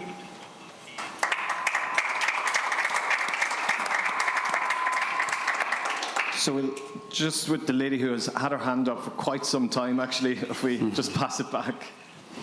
Hi, my question is for Sheikh Talal. What can you tell us about the level of international participation from how many riders have been competing in the past 4 weeks, and maybe the nations that were here during the Father Amir Prix, His Highness the Father Amir Prix? As for riders, it's been great to have over 400 riders competing here from local and international. We have over 40 countries represented here in Qatar in such a great spectacle of sport. And as well, I would like to add to that maybe a lot of people looking here are just looking at the Grand Prix. However, all these 400 plus riders and over 700 horses have been competing on 3 different arenas at the same time. So it's been great sport all around, and I have to extend a big thank you to all the team behind us, and as well to the riders and their teams who put in this work and made this a great sport. Well, just to build on that, we are really only getting started. We have 10 weeks of a series here in Alshaqab, and the sword we will resume with in 10 days' time, and then we go on to the CHI and then the LGCT. So a jam-packed schedule ahead here in Alshaqab, and we hope that you can join us. I will bring the press conference to a close now, and we would ask any press or photography media if they wish to now take the photograph opportunity of the top 3 and Sheikh Tal to up at the table.